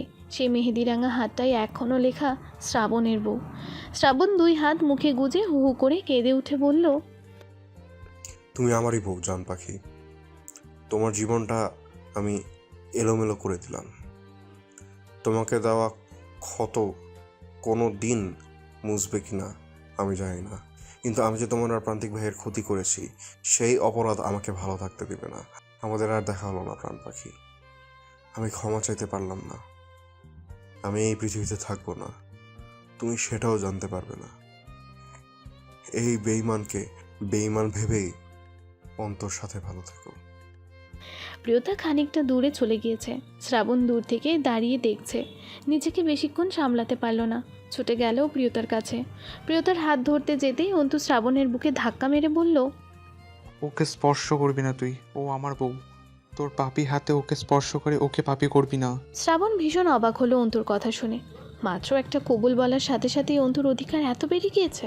শ্রাবণ সাহস পাচ্ছে না প্রিয়তাকে স্পর্শ করতে। শ্রাবণ অন্তুর পা জড়িয়ে ধরে বলল, আমি তোর পায়ে ধরি ভাই, খোদার কসম, আমি একবার ওকে ছুঁয়ে দেখে হারিয়ে যাব। একবার ওকে দেখতে দে, আমি ডাকলে উঠবে, ও উঠবেই। প্লিজ শ্রাবণ, আমার ওয়াইফের অবস্থা ভালো না, এক্ষুনি ওকে দেশের বাইরে নিয়ে যেতে হবে। এই মুহূর্তে তোর সস্তা নাটক দেখার মতন সময় আমার কাছে নেই। প্রিয়তার মনে যে ক্ষত তুই সৃষ্টি করেছিস, সেই ক্ষত ভুলিয়ে একদিন ওকে আমি একটা সুস্থ হৃদয় উপহার দেবো। I promise. তোর ভালোবাসায় ও আজ মৃত্যুর মুখে, আমার ভালোবাসায় জীবন ফিরে পাবে। অন্তু ভাইয়া, আমার মনে হয় শ্রাবণ ভাইয়া পাশে থাকলে প্রিয়তা সুস্থ হয়ে যাবে। প্লিজ ভাবি, এই রিকোয়েস্টটা করবেন না, আমি পারবো না। মাঝে মাঝে ভালোবাসার জন্য স্বার্থপরও হতে হয়। আজ থেকে আমি না হয় স্বার্থপর হলাম। প্রিয়তাকে ভালো রাখার জন্য হলেও অন্তত শ্রাবণ ভাইয়াকে দরকার। আপনি শ্রাবণের হয়ে আর একটাও কথা বলবেন না যদি আমি আসল কথাটা বলি। প্রান্তিক ভাই কোথায়? হসপিটালেই আছে, গ্যাস নিচ্ছে। কি আসল কথা? ভাই আমাকে নিষেধ করেছে বলতে, আমি বলবো না। ভাইয়ের যে এত গ্যাস নিতে হয়, বুকে ব্যথা হয়, এগুলো এমনি এমনি না। প্রিয়তাকে আমি সুস্থ বানিয়ে দেশে ফিরবো। আপনি এই শ্রাবণ থেকে জেনে নেবেন ভাইয়ের কি হয়েছে। বলেই অন্তু প্রিয়তাকে নিয়ে চলে গেল। শ্রাবণ হসপিটালে হাঁটু গেড়ে বসে পড়ল, কাঁদতে কাঁদতে বলল, এই দেখায় শেষ দেখা আমাদের প্রিয়তা। আপন বলতে তুমিই ছিল আমার, আপন বলতে তুমিই ছিলে আমার। সেই তুমিও আজ অন্য কারো। কিছু মানুষের কপাল এত খারাপ হয় কেন বলো তো? আমি জানি আমার প্রিয়তা ভালো নেই। আমার প্রিয়তা জানতেও পারল না তাকে ছাড়া বিষণ্ণ জীবনে মৃত্যুর পথযাত্রী, তাকে ঢাকানো প্রেমিক। যদি পরকালে কিছু হয়, আমি শ্রদ্ধ হয়ে তোমার সামনে আসব। অন্তু প্রিয়তাকে গাড়িতে ওঠালো। নিচেই অন্তুর মা বাবা, শ্রাবণের মা বাবা অপেক্ষা করছিল। ওরা এয়ারপোর্ট পর্যন্ত যাবে। শ্রাবণের চোখের সামনে তার প্রিয় মানুষটা চলে গেল। রজনীর মাথার মধ্যে অন্তুর কথাগুলো শিরা উপশরায় ছড়িয়ে গেল। সে শ্রাবণের সামনে বসে পড়ল, খুব চিন্তিত মুখে বলল, শ্রাবণ ভাইয়া, ওনার কি হয়েছে? কি জানতে বললো অন্তু ভাইয়া? ভাবি, অতিরিক্ত সিগারেটের প্রভাবে ভাইয়ের হৃদরোগ হয়েছে। ভাই ক্যান্সার আক্রান্ত। ডাক্তার আমাকে রিপোর্ট দিয়ে বলেছিল ভাই যেন আর ভুলেও সিগারেট না খায়। টোটাল সিগারেট নিষিদ্ধ ভাইয়ের জন্য। যদি সিগারেটের মাত্রা বেড়ে যায়, ভাইকে বাঁচানো যাবে না। কিন্তু আমি সেই রিপোর্ট এর ব্যাপারে কিছুই বলিনি, বরং আরও সিগারেট খেতে দিয়েছি। এইবার অ্যাক্সিডেন্টের পরে পুনরায় রিপোর্ট করে ডাক্তার। অন্তকে সেই রিপোর্ট দেখিয়ে ডাক্তার বলে ভাইয়ের অবস্থা ভেতরে ভেতরে ভালো না। এটা দীর্ঘ 2 বছর বহন করছে ভাই। তখনই অন্ত বুঝে যায় যে আমি আগেই জানতাম সব। রজনীর ভিতরে কেমন জ্বলে পুড়ে উঠল। টপ টপ করে চোখ দিয়ে পানি পড়ছে রজনীর। নিজের সমস্ত বল প্রয়োগ করে শ্রাবণের গালে এক নাগারে কতগুলো থাপ্পড় মেরে বলল, খুনি, তুই একটা জানোয়ার। জানোয়ারের চেয়েও খারাপ তুই। যদি ওরা কিছু হয়, আমি নিজেও মরে যাব। তোকে আমি কোনোদিনও ক্ষমা করব না। ভাবে আমাকে যা শাস্তি দিবেন দিন, প্লিজ বাঁচিয়ে রাখবেন না। আপনার কান্না আমি সহ্য করতে পারছি না। এত খারাপ কাজ আমার হাতে কেন হলো ভাবি? রজনী হাওমাও করে কাঁদছে। কাঁদতে কাঁদতে বেসামাল হয়ে পড়েছে। শ্রাবণের দিকে তাকিয়ে বলল, উনি আমার প্রেম, আমার ভালোবাসা। আমি বেঁচে আছি ওনার জন্যে। ওনার কিছু হলে আমি কি হবে আমার? আপনি আমার সামনে থেকে চলে যান শ্রাবণ ভাইয়া, প্লিজ চলে যান আপনি। আপনাকে আমি সহ্য করতে পারছি না। এরই মাঝে প্রান্তিকের গ্যাস নেওয়া শেষ। রজনীকে খুঁজছে চারিদিকে। হঠাৎ চোখ পড়ল রজনী হসপিটালের বারান্দায় বসে হাওমাও করে কাঁদছে। দেখে প্রান্তিকের বক্ষস্থলে চিনচিন করে উঠল। রজনীর চোখের পানি সে সহ্য করতে পারে না। প্রান্তিক খানিকটা দূরে দাঁড়িয়ে ডাকল, রজনীগন্ধা। প্রান্তিকের কণ্ঠস্বর কানে যেতেই রজনী তুফানের গতিতে তাকালো। পরনে সাদা শার্ট, সাথে 2টা বোতাম খোলা, বুকের গুটি কয়েক পশম দেখা যাচ্ছে। পরনে 3 কোয়ার্টার। শেষ রাতে এক সুদর্শন যুবক দাঁড়িয়ে আছে হসপিটালের বারান্দায়, যাকে দেখলেই রজনী হারিয়ে যায় ভালোবাসার অন্য জগতে। রজনী প্রান্তিককে দেখেই উঠে গিয়ে ছুটে দৌড়ে প্রান্তিককে জড়িয়ে ধরে হাউমাউ করে কাঁদছে।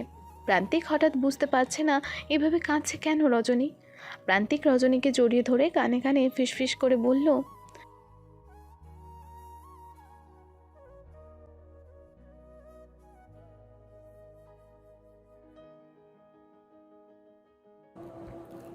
এসব করা যাবে না, চলো বেডরুমে।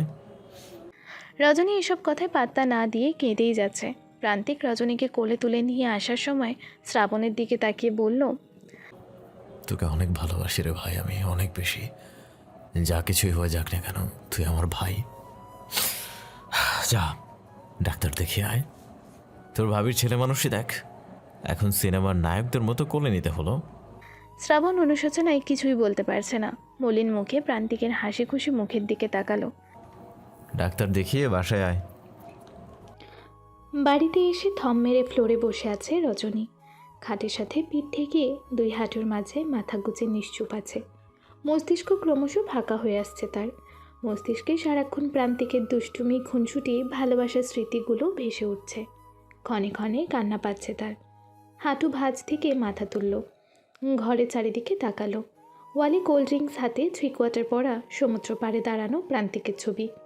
এলোমেলো চুলে অসম্ভব সুন্দর দেখাচ্ছে প্রান্তিককে।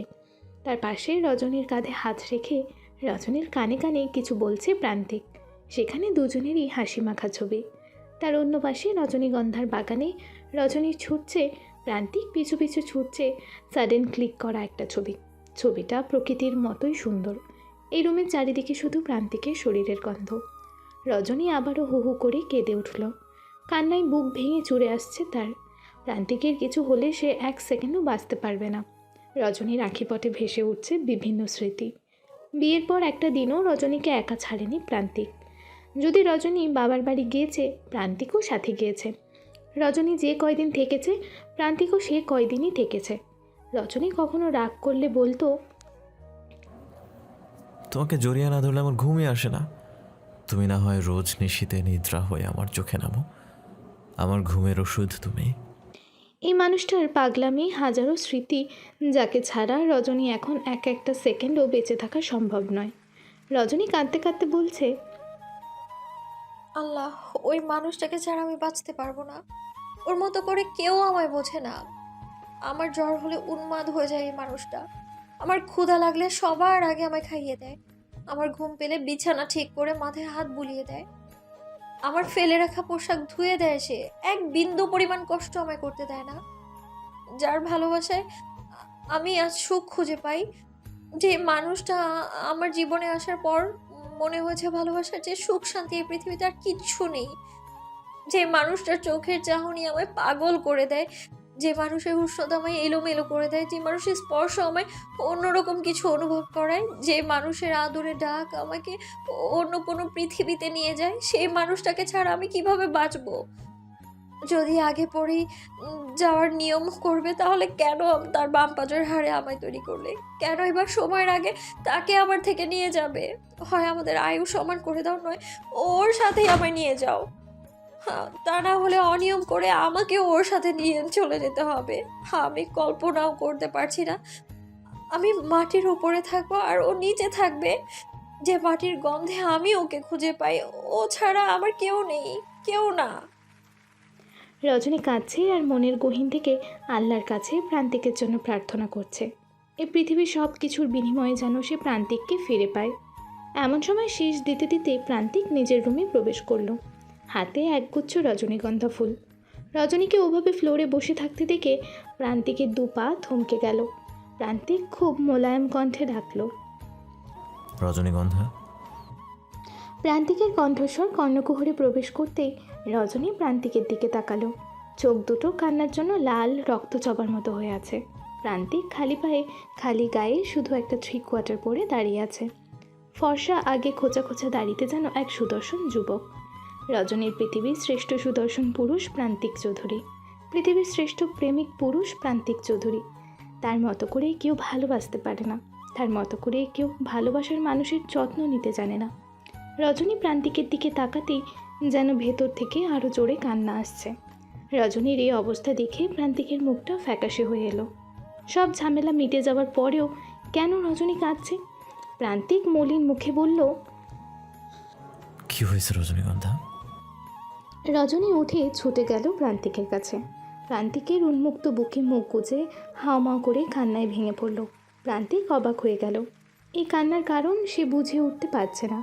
প্রান্তিক নিজের 2 কান ধরে বলল, এই যে দেখো, দেখো আমার দিকে সুইট হার্ট, কোনো ভুল করলে ক্ষমা করে দাও আমাকে। আমি জানি না আমি কি অন্যায় করছি, কিভাবে আমার প্রাণ পাখিটাকে আহত করেছি। আমার অজানা ভুলের জন্য আম রিয়েলি সরি। তুমি চাইলে সারা শহরের সামনে আমি কান ধরবো। রজনী আরও জোরে কেঁদে দিয়ে বলল, আপনাকে আমি ভালোবাসি প্রান্তিক চৌধুরী, নিজের চেয়েও বেশি ভালোবাসি। আপনি ছাড়া চারদিক শূন্য লাগে আমার। আমায় রেখে কোথায় চলে গিয়েছিলেন আপনি? প্রান্তিক রজনীকে শক্তভাবে নিজের সাথে জড়িয়ে ধরে বলল, ভাবলাম কি অন্যায় করে ফেললাম আমার রানীর কাছে। একদম ভয়ই পেয়ে গিয়েছিলাম। আমি তো এর চেয়ে আরও বেশি সময় বাসার বাইরে থাকি রজনীগন্ধা। কই তুমি তো তখন রাগ করো না। আজ সামান্য 2 ঘন্টার জন্য এভাবে কান্নাকাটি করছো কেন? আপনি 1 সেকেন্ডও দূরে যাবেন আমার থেকে, আমি আপনাকে দূরে যেতে দিব না। উফস, এইভাবে জড়িয়ে ধরে কান্নাকাটি করে ভালোবাসি বললে পাগল হয়ে যাবো তো রজনীগন্ধা। তোমার চোখের দিকে একবার তাকালেই যেখানে প্রান্তিক চৌধুরীর নেশাক্ত হয়ে যায়, সেখানে তুমি এভাবে চাপটে ধরে ভালোবাসি বললে প্রান্তিক চৌধুরী নির্ঘাত পাগল হয়ে যাবে। প্রান্তিকের কথা শেষ হতেই রজনী 2 পায়ের বুড়ি আঙুল ভর দিয়ে প্রান্তিকের গালে ওষ্ঠে বেসামালভাবে চুমু দিয়ে বলল, আমায় কথা দিন, আমাকে কখনো একা করে হারিয়ে যাবেন না।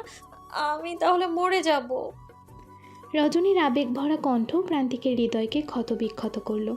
রজনী তাকে এত ভালোবাসে সে কখনো টেরও পায়নি। আচমকা রজনীর এই জড়িয়ে ধরা, চুমু দেওয়া সবই যেন অদ্ভুত লাগছে প্রান্তিকের কাছে। রজনীকে একটা চুমু দিতে কত কৌশল করা লাগে প্রান্তিকের, একটু জড়িয়ে ধরতে কত রাগ দেখা লাগে। সেই মেয়েটার আজ এত পাগলামি। এই পাগলামির জন্য প্রান্তিক বলল, আমার যা সর্বনাশ বাকি ছিল তা আজ হয়ে গেছে রজনীগন্ধা। দুর্বলতার যেটুকু কমতি ছিল তা আজ পূর্ণ হলো। তোমার ছোঁয়ার জাদু আছে রজনীগন্ধা। তোমার ভালোবাসায় মাদকতার ছোঁয়া আছে যা সিগারেটের চেয়েও নিঃস্বার্থ। রজনী হু হু করে কাঁদছে। প্রান্তিক রজনীকে পাঁজা কোলে তুলে বিছানায় বসিয়ে দিল। রজনীর সামনে বসে ওর চোখের পানি মুছে দিয়ে বলল, যে চোখের চাহনি প্রান্তিক চৌধুরীকে বারংবার এলোমেলো করে দেয়, সেই চোখের অশ্রু প্রান্তিক চৌধুরীকে মৃত্যু যন্ত্রণা দেয়, শ্বাসরুদ্ধকর যন্ত্রণা দেয় রজনীগন্ধা। আই লাভ ইউ রজনীগন্ধা। রজনী প্রান্তিকের হাত দুটো শক্ত করে ধরে বলল, এত ভালোবাসা কি সইবে আমার কপালে? প্রান্তিক রজনীগন্ধার ফুলের তোড়া রজনীর হাতে দিয়ে বলল, কিচ্ছু দিতে হবে না, শুধু কথা দিন আমার হাত ধরে বৃদ্ধ হবেন আপনি। আপনার বুকে মাথা রেখে যেন শেষ নিঃশ্বাস ত্যাগ করতে পারি আমি। প্রান্তিক রজনীর কপালে চুমু দিয়ে বলল, কথা দিলাম বৃদ্ধ হব তোমার সাথে। রজনী প্রান্তিকের মুখের দিকে তাকিয়ে মনে মনে বলছে, আপনার এই সকল স্বীকারোক্তি কি আপনি রাখতে পারবেন? আপনি কি জানেন আপনার ভেতরে মরণ ব্যাধি ক্যান্সার? এই ভয়ানক কথাটা আপনাকে আমি জানতে দিব না। তখন বিকাল। প্রান্তিক শ্রাবণের নাম্বারে ফোন দিচ্ছে। ফোনটা সুইচ অফ বলছে। কোথায় গেল শ্রাবণ? শ্রাবণ ছাড়া জীবনের একটা পাও যেন প্রান্তিক চলতে পারে না। শ্রাবণের প্রতি যে ভীষণ ভালোবাসা প্রান্তিকে শ্রাবণ নিজেও জানে না। শ্রাবণের জন্য তৈরি করা বিশাল আলিশান বাড়ি করেছে প্রান্তিক। শ্রাবণ তখন জানতও না বাড়িটা কার জন্য। শ্রাবণ ভেবেছিল বাড়িটা প্রান্তিক নিজের জন্য বানাচ্ছে। প্রান্তিক শ্রাবণের পছন্দেই বাড়িটা বানিয়েছিল, সুন্দর একটা ডুপ্লেক্স বাড়ি। বাড়িটা করার সময় শ্রাবণ বলল, ভাই যেদিন অনেক টাকা হবে আমিও এমন একটা বাড়ি বানাবো, বাড়ি বানিয়ে বউ নিয়ে থাকবো। প্রান্তিক তখন মনে মনে হাসতো আর বলতো, কি সারপ্রাইজ দিই তোকে দেখিস। আজ সেই বাড়িটা পূর্ণ হয়েছে। বাড়ির নাম দিয়েছে শ্রাবণ কটেজ। বাড়িটার সামনে দাঁড়িয়ে প্রান্তিকের আজ ভীষণ মন খারাপ। শ্রাবণ যদি না দেখে এই বাড়িটা তার জন্য, তাহলে সব কষ্টই বৃথা যাবে। বাড়িটার দিকে তাকিয়ে একটা দীর্ঘ নিঃশ্বাস ফেলল প্রান্তিক। রাত 10টা বাজে। আলমারি খুলে সমস্ত সিগারেট ফেলে দিল রজনী। প্রান্তিক ডিভানে বসে পায়ের ওপর পা তুলে কফি খাচ্ছিল। রজনীর এমন কাণ্ডে প্রান্তিক ভ্রু কুঁচকাল। কাহিনী কি? তার বউ এমন করছে কেন? প্রান্তিক কফির মগে চুমুক দিয়ে রজনীর দিকে তাকালো। রজনী কেমন উত্তেজিত হয়ে বলছে, এসব সিগারেট যারা তৈরি করে আর বিক্রি করে ওদের আমি অভিশাপ দিব, বাজে অভিশাপ। প্রান্তিক এবার কপালে কয়েকটা ভাঁজ ফেলে প্রশ্ন করলো, আর যারা খায় ওদের অভিশাপ দিব না? না, কারণ ওই সিগারেট খোরকে আমি ভালোবাসি। প্রান্তিক উঠে এসে পেছন থেকে রজনীকে জড়িয়ে ধরে বলল, এত রাগ কেন বউ? খবরদার আমায় ছোবেন না। যদি সিগারেট স্পর্শ করেন আমায় আর স্পর্শ করবেন না আপনি। প্রান্তিক রজনীর ঘাড়ে থুতনি রেখে বলল, আচ্ছা, আজ থেকে সিগারেট বাদ। চলো পাহাড় দেখে আসি। সিগারেট ছাড়লে আপনার সাথে জাহান্নামে যেতেও রাজি আমি। শুধু কথা দিন আর ওসব খাবেন না আপনি। না খাবো না, তবে তোমার চুমু খাবো আনলিমিটেড। বলেই দুষ্টুমি শুরু করলো। রজনী হেসে দিয়ে পালালো। প্রান্তিক রজনীর পিছু পিছু ছুটছে রুম জুড়ে। কেটে গেল 7 দিন। ফোনের ভাইব্রেশনে শব্দে কেঁপে উঠল অন্তর শরীর। কেটে গেল 7 দিন। ফোনের ভাইব্রেশনের শব্দে কেঁপে উঠল অন্তুর শরীর। প্যান্টের পকেটে ফোন রাখা, পা সহ সমস্ত শরীর কাঁপছে অন্তুর। প্যান্টের পকেট থেকে ফোন বের করে দেখলো ফোনের স্ক্রিনে ভাসছে প্রান্তিকের নাম্বার। অন্তু ফোনটা রিসিভ করে কানে দিয়ে বলল, ভাই, আপনার শরীর কেমন আছে এখন? তোর ভাবি কি কিছু বলেছিস কোন বিষয়ে ভাই? আমার অসুস্থতা নিয়ে? মাফ করবেন ভাই, জীবনে এই প্রথমবার আপনার কথার বিরুদ্ধে গেছি। ভাবিকে আমার বলতেই হতো, না হলে আপনি সিগারেট খাওয়া বাদ দিতেন না। আমি কি তোর ভাবিরে ভয় পাই যে সে বললেই আমি সিগারেট ছেড়ে দিব? সত্য কথাটা বলবো ভাই, আবার কি সত্য? আপনার মতন অত বউকে ভয় পাই না। আপনি একজন নির্ভীক মানুষ, কিন্তু ভাবির কাছে ভীতু। ভয় পাই মানে? তোর ভাবির এক হাত ধরলেই তো সে নড়তে পারে না, এখানে ভয় পাবার কি আছে? তাহলে ভাবির সামনে গিয়ে বারবার বললেন কেন তোমাকে আমি ভয় পাই? শোন, বউদেরকে ঘন ঘন বলতে হয় আমি তোমাকে ভয় পাই। এটা শুনলে ওরা খুশি হয়, সংসারে সুখ শান্তি বৃদ্ধি পায়। তার মানে আসলে আপনি ভয় পাবার নাটক করেন? বিয়ে তো করেছিস, এবার বুঝবি বউ কি জিনিস। এদের ভয় না পেয়ে কোনো উপায় নাই। আচ্ছা, এই ব্যাপার ভাই। তুই তোর ভাবিকে কথাটা বলে মোটেও ঠিক করিস নাই। তুই জানিস তোর ভাবির বয়স কম, আমাকে প্রচণ্ড ভালোবাসে। এত বড় সত্য সহ্য করার ক্ষমতা ওর নাই। তুই রজনীগন্ধার শান্তি নষ্ট করলি কেন? আজ থেকে প্রতিটা মুহূর্তেও দুশ্চিন্তা থাকবে। আমাকে হারানোর ভয় ঘুমাবে না। আমি কি ভাগ্যবান দেখ তো। রজনীগন্ধা নিজে টেনশন করছে, আমাকে ওষুধ খাওয়াচ্ছে, অথচ বুঝতে দিচ্ছে না আমি মরণ ব্যাধিতে আক্রান্ত। ও ভাবছে আমি কিছুই জানি না। বোকা মেয়ে। ভাবিকে বলেছি এর জন্যই, যেন আপনাকে আর সিগারেট স্পর্শ করতে না দেয়। আমি মৃত্যুর আগেও সিগারেট খেয়ে যাব। সিগারেট খেলে মানুষ মরে তো কে বলেছে? আর ক্যান্সার হলে কি মানুষ মরে নাকি? যতক্ষণ আয়ু আছে ততক্ষণ আমি বেঁচে থাকবোই। প্রতিটা সেকেন্ড ভীষণভাবে এনজয় করব। আপনার কিছু হবে না ভাই, আপনি আমাদের সবার প্রাণ। আপনাকে ছাড়া কতগুলো মানুষ অসহায় ভেবে দেখেছেন? আমাকে নিয়ে ভাবতে হবে না, আমার বোনের খেয়াল রাখিস শুধু তুই। প্রান্তিক ফোনটা কেটে দিল। অন্তু ফোনটা ট্রাউজারের পকেটে গুজে বিছানার দিকে তাকালো। সাদা ধপধপে বিছানার চাদরের ওপর কালো থ্রিপিস পরে শুয়ে আছে প্রিয়তা। অন্তু তাকাতেই সে চোখ খুলল, আশেপাশে তাকালো, কিছু একটা খুঁজছে। অন্তু দ্রুত উঠে এসে কিছুটা ঝুঁকে প্রিয়তার মুখের কাছে মুখ নিয়ে খুব আগ্রহী কণ্ঠে বলল, কিছু খুঁজছো? প্রিয়তা ক্লান্ত চোখে অন্তুর দিকে তাকালো, অপলক দৃষ্টিতে তাকিয়েই রইল, কিছুই বলছে না। বিগত 7 দিনে প্রিয়তা মোটামুটি চোখ খুলেছে। আগে তো চোখই খুলছিল না। এখনকার ডাক্তার দেখিয়ে মোটামুটি কিছুটা স্বাভাবিকের দিকে এসছে। তবে অন্তু সেবা যত্ন ডাক্তারের থেকে বেশি কাজে দিয়েছে। অন্তু আবারও মোলায়েম কণ্ঠে বলল, কিছু লাগবে? প্রিয়তা এক দৃষ্টিতে অন্তুর চোখের তারায় তাকিয়ে রইল। আপনার চোখের মনি কালো, শ্রাবণের কটা ছিল, এই জন্য বেশি সুন্দর লাগতো। অন্তুর মুখটা কালো হয়ে গেল। কেন যেন প্রিয়তার মুখে শ্রাবণের নাম সহ্য করতে পারে না অন্তু। ভেতরে ভেতরে জ্বলে। অনিচ্ছাকৃত হাসি দিয়ে বলল, শ্রাবণ তো আপনার ঘনিষ্ঠ বন্ধু, আজও কি একটা বারের জন্য ফোন দেয়নি আপনাকে? সে কি জানতে চায়নি আমি কেমন আছি? অন্তু আবারও মলিন মুখে উত্তর দিল, না। ও, কিছু খেয়ে ওষুধ খেতে হবে। আপনাকে আর কতবার বলবো, আমার ওষুধ খেতে ভালো লাগে না, আমি কিচ্ছু খাবো না। অন্তু খাবার মাখিয়ে প্রিয়তার মুখে পুড়ে দিয়ে বলল, খাবারের সাথে রাগ করতে নেই, তুমি খাওনি বলে আমিও খাইনি, তুমি খেলে আমিও খেতে পারতাম। প্রিয়তা খেয়াল করলো অন্তুর চোখ মুখ শুকিয়ে আছে। ছেলেটা সারাক্ষণ তাকে পাহারা দেয়, তাকে ধরে নিয়ে ওয়াশরুমে যায়, সারাক্ষণ সব কিছুতে খেয়াল করে। প্রিয়তা কিছু না বলে খাবারটা অনিচ্ছাকৃত গিলে ফেলল। খাবার গলার নিচে দিয়ে নামতে চাইছে না, তবুও খেতে হলো। অন্তুর দিকে তাকিয়ে বলল, আমি খেয়েছি, আপনিও খেয়ে নিন। কি অদ্ভুত জীবন অন্তুর, প্রিয়তা আর শ্রাবণের। চৌধুরী বাড়িটা এখন আর আগের মতো নেই। সকালে উঠে চায়ের আসর বসে না। শ্রাবণ আর অন্তুর সোফায় দখল করে রাখা জায়গা দুটো ফাঁকা পড়ে আছে। প্রিয়তার সারা বাড়িতে হাসি আনন্দে ঘুরে বেড়ানোর চিহ্ন নেই। রান্নাঘরে আঞ্জুমান, লাতিফা, রজনীর ছোট গল্প আর ভেসে আসছে না। কেমন নীরব হয়ে আছে বাড়িটা। সকাল 5:30 বাজে। আঞ্জুমান নামাজ পড়ে তসবিহ গুনছে। মাহবুব আর প্রান্তিক দুজনে মসজিদ থেকে নামাজ পড়ে ফিরছে। মাহবুবও জেনে গিয়েছে তার ছেলে অসুস্থ। ছেলের সামনে একদমই বুঝতে দিচ্ছে না সে ভেতরে ভেতরে দুশ্চিন্তা করছে। খুব শক্ত হওয়ার ভান ধরে বলল, শোনো প্রান্তিক, ডাক্তাররা কিন্তু আল্লাহ না, রিপোর্টে যাই আসুক ওটা নিয়ে চিন্তা করবে না। আমার ছেলে একজন ইয়াং ম্যান, আমি জানি ওসবে কিছুই হবে না। আমাদের বাসার সামনে হুঁশিয়ার ভাইকে ডাক্তার 2 ঘন্টা সময় দিয়েছিল, সে কিন্তু এখনও 32 বছর ধরে জীবিত। বুঝতে পারছো ব্যাপারটা? বাবা, আমাকে দেখে মনে হয় আমি তোমার সেই ছেলে যে মৃত্যুর ভয়ে চিন্তায় পাগল হয়ে যাবে।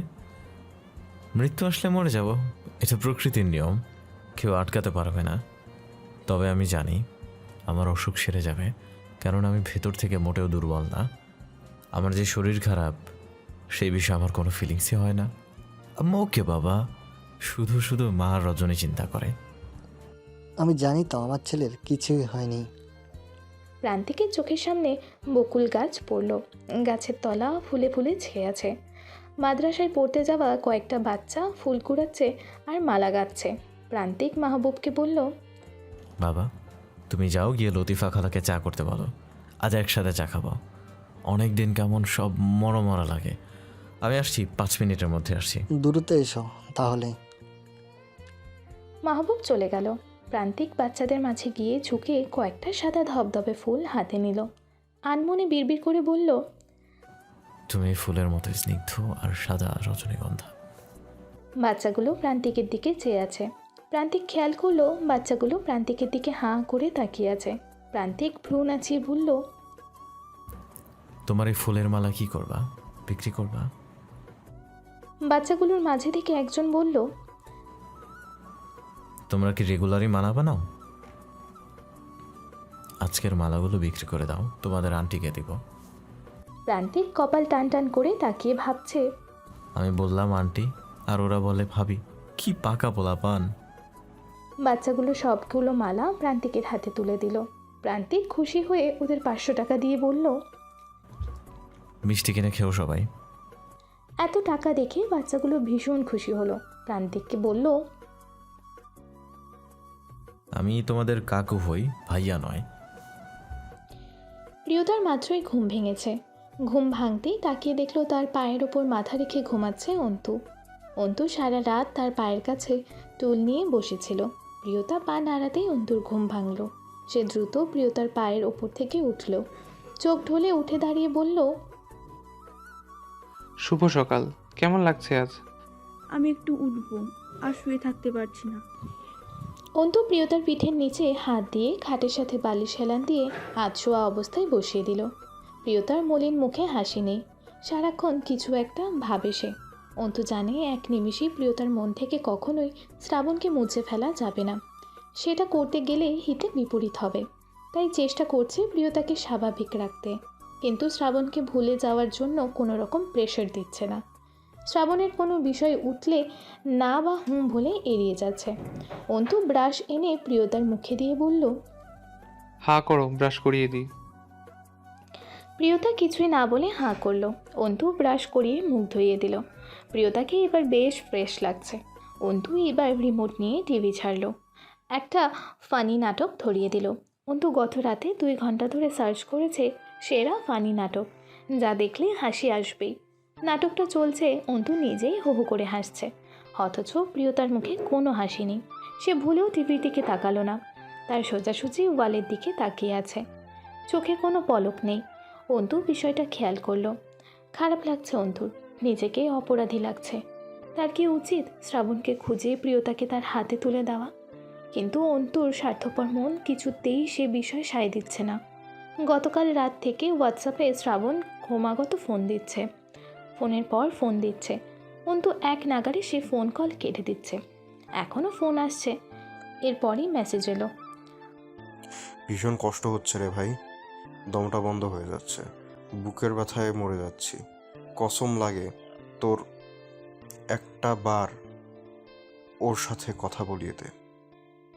আমার প্রিয়তা আমি ছাড়া মরে যাবে, পৃথিবীর কোনো ডাক্তার পারবে না ওকে সুস্থ করবে। ওকে ভালো রাখার মেডিসিন আমি। একটা বার আমাকে ওর কাছে যেতে দে। পেয়ে হারানোর যন্ত্রণা অনেক ভয়াবহ, তুই বুঝবি না অন্ত। অন্তু মেসেজটা দেখে ফোনে সুইচ অফ করে দিল। প্রিয়তার কাছে গিয়ে বলল, আমি একটু নিচের থেকে আসছি, জাস্ট 5 মিনিটস। ভুলেও একা ওয়াশরুমে যাবে না, মনে থাকে যেন। প্রিয়তা একটা দীর্ঘ নিঃশ্বাস ছেড়ে বলল, আমার আত্মার মৃত্যু তো অনেক আগেই হয়ে গিয়েছে অন্তু ভাইয়া। আমার বিশ্বাসের মৃত্যু হয়ে গিয়েছে। শুধু শুধু একটা দেহ টেনে নিয়ে বেড়াচ্ছেন আপনি। তুমি কি দেখো না, ঝরে যাওয়া গাছে আবারও সবুজ পাতা গজিয়ে নতুন একটা অধ্যায়ের সূচনা ঘটায়। দেহটা যখন জীবিত আছে, তখন আত্মাও তো নতুন করে প্রাণ ফিরবে। অন্তু নিচে নেমে গেল। একটা গাছের নিচে গিয়ে শ্রাবণের নাম্বারে ডায়াল করলো। ফোন রিসিভ হতেই অন্তু গম্ভীর কণ্ঠে বলল, কেন এতবার ফোন দিচ্ছিস শ্রাবণ? শ্রাবণ খেয়াল করলো অন্তুর কণ্ঠে আগের সেই বন্ধুত্বপূর্ণ ভাষাটা নেই, সেই ভালোবাসা মিশ্রিত ডাকটা নেই। তার চেনা বন্ধু আজ সম্পূর্ণ অচেনা হয়ে গিয়েছে। হৃদয়টা আরও একবার ক্ষতবিক্ষত হলো শ্রাবণের। চেনা মানুষগুলোর ক্রমশ অচেনা রূপ তাকে যন্ত্রণা দিচ্ছে। এই যন্ত্রণা সে কাউকে বোঝাতে পারছে না। চাপা কান্নার কণ্ঠস্বরে বলল, আমি কি তোকে ফোন দিতে পারি না অন্ত? আমি না তোর একমাত্র বন্ধু, যার সাথে বহু রাত আড্ডা দিয়েছিস, এক আকাশের নিচে শুয়ে শুয়ে হাজারো গল্প করেছিস, একটা কোল্ড ড্রিঙ্কস কারাকারি করে খেয়েছি আমরা। মেয়েরা আমার দিকে তাকালেই তুই বলতি, শালা তোর একবার সিনেমায় ট্রাই করা উচিত। এত সুন্দর ছেলেকে পর্দায় ছাড়া মানায় না, তোর সাথে ঘুরলে মেয়েরা পাত্তা দেয় না। আমাদের এত এত স্মৃতি সব কি ভুলে গিয়েছিস ভাই? কখন বললাম আমি সব ভুলে গেছি? তোর কণ্ঠস্বরই তার সাক্ষী। সব কি মুখে বলা লাগে? তোর সাথে আমার যে যে স্মৃতি ছিল, তার কি কোনোটাই সত্যি ছিল? তুই তোর বিবেককে প্রশ্ন করে দেখ। তুই কি আদৌ কাউকে বন্ধু ভেবেছিস, কাউকে ভালোবেসেছিস? সব ছিল তোর অভিনয়। তোর অভিনয়ের মিথ্যে মায়ায় ফেসে গিয়েছি আমরা সবাই, শুধুমাত্র তোর জন্য শান্তি নেই আমাদের জীবনে কারোরই। আমার উদ্দেশ্য অভিনয়ের থাকলেও আমি অভিনয় করতে পারিনি অন্ত। আমার ভালোবাসা সবার প্রতি সত্য ছিল। আমার জায়গা না থাকলে বুঝবি না অসহায়ত্ব কি জিনিস, বারবার আপনজন হারানোর যন্ত্রণা। তুই আমার সাথে এখনো কেন যোগাযোগ করতে চাইছিস শ্রাবণ? আমি খুব অসহায় অন্ত। আমার জীবনে হারাতে হারাতে আর কিচ্ছুই নেই। আমার জীবনে আর কেউ নেই, আমার ভালোবাসার মতো কেউ নেই। যে ছিল সে হারিয়ে গিয়েছে। একমাত্র তুই পারিস আমার অপূর্ণ জীবনটাকে পূর্ণ করে দিতে। আমি তোর পায়ে পড়ি, দোহাই লাগি ভাই, আমার ভালোবাসা ফিরিয়ে দে, আমার প্রিয়তাকে ফিরিয়ে দে অন্ত। আমি মনের যন্ত্রণা সহ্য করতে পারছি না। যে কষ্ট আমার হচ্ছে, এর এক বিন্দু পরিমাণ কষ্ট কেউ পেলে সে এই মুহূর্তে মৃত্যুকে বরণ করে নিত। আমার ক্ষত বিক্ষত হৃদয় প্রতিটা মুহূর্ত প্রিয়তার জন্য ছটফট করছে। আমি একবারে নিঃস্ব হয়ে গিয়েছি অন্ত। আমার প্রিয়তাকেই চাই অন্ত, ফিরিয়ে দে আমার প্রিয়তাকে। আমি কি জোর জবরদস্তি করে কেড়ে নিয়েছি তোর থেকে তোর প্রিয়তাকে? না, আমার এই অন্যায়ের শাস্তি আমি পাচ্ছি, যথেষ্ট শাস্তি আমি পেয়েছি। ভেবেছিলাম আমি এই মুখ নিয়ে ভালোবাসার কথা কোনোদিন বলবো না, কিন্তু আমি পেরে উঠিনি অন্ত। হেরে গিয়েছি, মনের সাথে যুদ্ধে ভালোবাসার কাছে হেরে গিয়েছি। আমার প্রিয়তাকেই লাগবে। প্রিয়তাকেই যখন লাগবে, তখন কেন বিয়ের দিন উধাও হয়ে গেলি? তুই তো সবই জানিস অন্ত। প্রান্তিক ভাই বিচক্ষণ মানুষ, উনি ভাবির দিকে খারাপ দৃষ্টি দেওয়াতে বুঝে যায় সব কিছু আমিই করেছি। তখন ভাইয়ের প্ল্যানই থাকে প্রিয়তার সাথে আমার বিয়ে ঠিক করে আমাকে গুম করে রাখবে। ভাই তার প্ল্যান মতো এগোলো, আমাকে গুম করে ফেললো, আমাকে দিয়ে চিঠি লেখালো, আর প্রিয়তার সাথে তোর বিয়ে দিয়ে দিল। ভাই যখন জানলো আমার বোনের সাথে ঘটে যাওয়া অন্যায়ের জন্য আমি এসব করেছি, তখন ভাই বলল, এত জঘন্য কাজ কি আমি করতে পারি শ্রাবণ? শুধুমাত্র তোকে ভালোবাসি বলে তোর বোনের সাথে করা অন্যায়কারীদের আজও জেলের ভাত খাওয়াচ্ছি। একটা ভুল ধারণার উপর আমার বোনের জীবন, আমার রজনীগন্ধার জীবনটা কেন নষ্ট করতে চাইলি? সেখান থেকে আমি আর আমার মাঝে নেই অন্ত। অনুশোচনার আগুন আমাকে শেষ করে দিচ্ছে। এখন ওসব বলে কি লাভ শ্রাবণ? চাইলেই কি সব ঠিক হবে? তুই চাইলেই সব ঠিক হবে। কিছুই আর আগের মতো নেই শ্রাবণ, কিছুই আর ঠিক হবে না। তুই প্রিয়তার সাথে কথা বললে, ওর সামনে গেলে ওর কষ্ট বাড়বে ছাড়া কমবে না। এটা ঠিক, প্রিয়তা তোর জন্য কষ্ট পাচ্ছে, ও ভালো নেই, কিন্তু এর পাশাপাশি এটাও চরম সত্য, ও আর কোনোদিন তোর কাছ থেকে সেই মানসিক শান্তিটা খুঁজে পাবে না। ও এখন সবটা জানে। তোর কাছে গেলেই ওর বারবার মনে পড়বে তোর বেইমানিগুলো। তুই প্রিয়তাকে ভালো রাখার সব ক্ষমতা হারিয়ে ফেলছিস শ্রাবণ। আমি আবারও আমার ভালোবাসা দিয়ে সব ঠিক করে দেব। বিশ্বাস আর ভালোবাসা হলো দেওয়ালের এ পিঠ আর ও পিঠের মতন। এক পিঠে আঘাত লাগলে ও পিঠ আপনা আপনিই ভেঙে যায়। আমি আমার ভালোবাসা পেয়েও হারাবো, এই ব্যথা আজীবন মনে থেকে যাবে। তুই পেয়েও হারানোর যন্ত্রণা বুঝতে পেরেছিস শ্রাবণ, একই যন্ত্রণা আমি পেতে চাই না। তার মানে কি তুইও প্রিয়তাকে? না, কিছু না, প্রিয়তা সুস্থ হোক। ও যদি তোর কাছে যেতে চায় আমি আটকাবো না। অন্তু ফোনটা কেটে দিয়ে দুশ্চিন্তায় মাথার চুলে হাত বোলালো। তার কী করা উচিত বুঝতে পারছে না। মনের গভীরে প্রিয়তার প্রতি যে গভীর ভালোবাসা, তার এক জন্মে কি আর তা ভোলা যাবে? প্রান্তিক বকুল ফুলের মালাগুলো নিয়ে বাড়িতে প্রবেশ করলো। ডাইনিংয়ে কেউ নেই। রজনী সোফার কুশনগুলো ঠিক করছে। প্রান্তিক এদিক সেদিক উকি দিয়ে রজনীকে কোলে তুলে ঘরে নিয়ে গেল। রজনী প্রান্তিকের গলা জড়িয়ে ধরে বলল, সাত সকালে আমায় কোলে তুলে ঘরে কেন নিয়ে এলেন বলুন তো মাই ডিয়ার হাজবেন্ড? আমি আমার বউকে কখন কোলে তুলবো তার জন্য কি নির্দিষ্ট সময়ের প্রয়োজন আছে নাকি? হ্যাঁ, আমি আমার বউকে সারা জীবন কোলে করে রাখতে চাই, তোমার কি তাতে? এভাবে কেউ কোলে তোলে? যদি কেউ দেখে ফেলতো? কেউ তো দেখেনি, বাট ডাকবো দেখার জন্য এবার। ছি, লজ্জা নেই আপনার? ইউনো রজনীগন্ধা, আমি বউ পাগল পুরুষ, তাই লজ্জা কম। আর বউ তো আমার, তাই না? লজ্জা কিসের? লজ্জা থাকলে কি তোমার আম্মাকে গিয়ে সরাসরি বলতে পারতাম আপনার মেয়েকে আমি ভালোবাসি? আসলে বউ পাগল একটা আপনি। এবার বলুন কেন রুমে এনেছেন, কি বলবেন আপনি? তোমাকে চোখের আড়াল করতে ইচ্ছা করে না রজনীগন্ধা, একটা সেকেন্ড নষ্ট করতে ইচ্ছা করে না। ঘড়ির কাঁটা যেন দ্রুত যাচ্ছে। ঘড়ির কাঁটা যদি কোনো শক্তির মাধ্যমে আটকে দেওয়া যেত তবে আমি তাই করতাম, আটকে দিতাম সময়, আর তোমাকে আজীবন দেখতাম।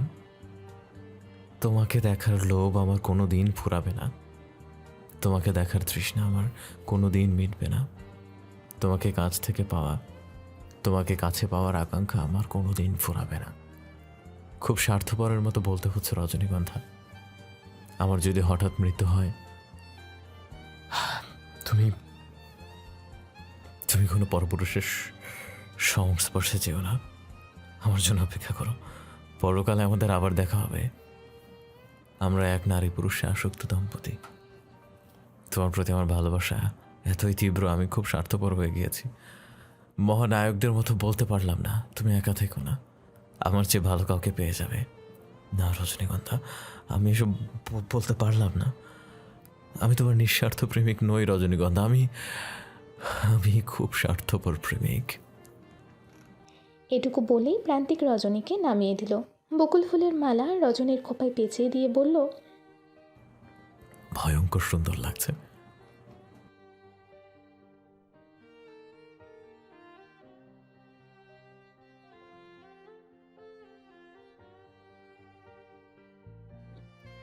রজনী যেন থম মেরে গিয়েছে, এখনই কেঁদে দিবে। কিছু মুহূর্তে মানুষ এতই আবেগপ্রবণ হয়, মুখ দিয়ে কিছুই উচ্চারিত হয় না। প্রান্তিক পেছন থেকে রজনীর কোমর জড়িয়ে ধরে চুলের খোপায় নাক ডুবিয়ে ঘ্রাণ নিল। মোহনীয় ঘ্রাণে প্রাণ জুড়িয়ে এলো। প্রান্তিকের কণ্ঠস্বর কেমন ভারী হয়ে এলো। ভারী কণ্ঠে বলল, তুমি কাছে এলে আমি কেমন হারিয়ে যাই রজনীগন্ধা। তুমি কাছে এলেই অন্যরকম এক সুগন্ধি নাকে ভাসে। তুমি কাছে এলেই সুঘ্রাণে মাতোয়ারা হয়ে যায়। কি এক নেশা আমাকে টানে। এই নেশার নাম কি আমি জানি না, তবে বিষাক্ত ধারালো আফিমের চেয়েও নেশালো। জানো, আমি মাঝে মাঝে ভাবি এ পৃথিবীতে তো আমি চিরকাল বেঁচে থাকবো না, কেউই থাকবে না, কাউকে না কাউকে যেতেই হবে। মৃত্যুর ভয় আমার করে না রজনীগন্ধা, কিন্তু তোমায় ছাড়ার নেশা আমায় কষ্ট দেয়, ভীষণ কষ্ট দেয়। তোমায় ছাড়া এক সেকেন্ড আমি থাকতে পারি না। সেখানে অন্ধকার কবরে একা থাকার ভয় আমাকে আরো গভীরভাবে আষ্টে পৃষ্ঠে রাখে। আরো বেশি ভয় করে তোমার কি হবে যদি আমার কিছু হয়ে যায়? কে তোমাকে দেখবে? কে তোমাকে আগলে রাখবে? আমি বেঁচে থাকতে চাই রজনীগন্ধা। এই সুন্দর পৃথিবীতে তোমার জন্য বেঁচে থাকতে চাই। তোমার হাত ধরে এই পৃথিবী ঘুরে দেখতে চাই, এই বিশ্ব ভ্রমণ করতে চাই, আরো কয়েকটা যুগ তোমাকে আলিঙ্গন করে ঘুমাতে চাই।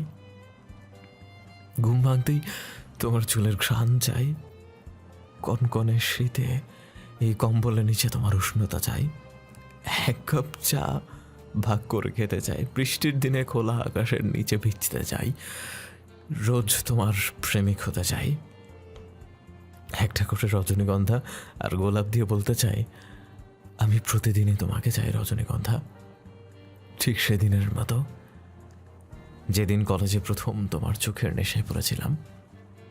তুমি আমার জীবনে আসার আগে বুঝিনি পৃথিবীতে এত সুন্দর। ভালোবাসার মানুষ থাকলে পৃথিবী এত সুন্দর হয়, আগে বুঝিনি রজনীগন্ধা। রজনীর চোখ দিয়ে টপ টপ করে পানি পড়ছে। সে ঘুরে দাঁড়ালো, প্রান্তিককে জড়িয়ে ধরল, শব্দ করে খেতে দিল। প্রান্তিকও খুব শক্ত করে জড়িয়ে ধরে খেতে দিল। রজনী কাঁদতে কাঁদতে বলল, আপনি এসব বলে কি হবে আমার? আপনি জানেন না এই পৃথিবীতে আপনি ছাড়া আমি ভীষণ একা। কেন ওইসব ছাইপাশ খান আপনি? আমায় এত বড় শাস্তি দিতে কি এত সুখ দিয়েছিলেন আপনি? কাউকে শাস্তি দেওয়ার জন্য তাকে ভালোবেসে ছেড়ে চলে গেলে আর কিচ্ছু লাগে না, তাই না? এখন খুব আফসোস হয়, কষ্ট হয়। কেন সিগারেট খেয়েছি? শুধু সিগারেট নয়, বন্ধুদের সাথে মিশে সব ধরনের সিগারেটই খেয়েছি। আর শ্রাবণ কী কী মিশিয়ে দিয়েছে আমি নিজেও জানি না। খুব আফসোস করে বলতে ইচ্ছা করে রজনীগন্ধা, জন্মের পরেই যদি বুঝতাম জীবনে তুমি আসবে, জীবনটা এত সুন্দর হবে, আমাকে তুমি এত ভালোবাসবে, জীবনের প্রতিটা মুহূর্ত এত সুন্দর হবে, আমি সর্বদা চেষ্টা করতাম নিজেকে সুস্থ রাখার। যা খেলে অসুস্থ হতে হয় ভুলেও সব স্পর্শ করতাম না। যারা সিগারেট খায় ওদের দেখলে বলতে ইচ্ছা করে, কেউ সিগারেট খাস না ভাই, আমার মতো ভুল কেউ করিস না। আমার জীবনের সব থেকে বড় ভুল করেছি, যার মাসুল আজ দিতে হচ্ছে। প্রান্তিক কাঁদতে কাঁদতে রজনীকে জড়িয়ে ধরে কথাগুলো বলছে। জীবনে প্রথমবার প্রান্তিক কাঁদছে। রজনীকে ছেড়ে যাবার ভয় আজ প্রান্তিককে কাঁদাচ্ছে। রজনী নিজেকে সামলাতে না পেরে বেসামালভাবে কেঁদে কেঁদে বলছে, সিগারেটের গায়ে তো লেখা থাকে সিগারেটের কারণে ক্যান্সার হয়, তবুও কেন কেন আপনি খেয়েছেন?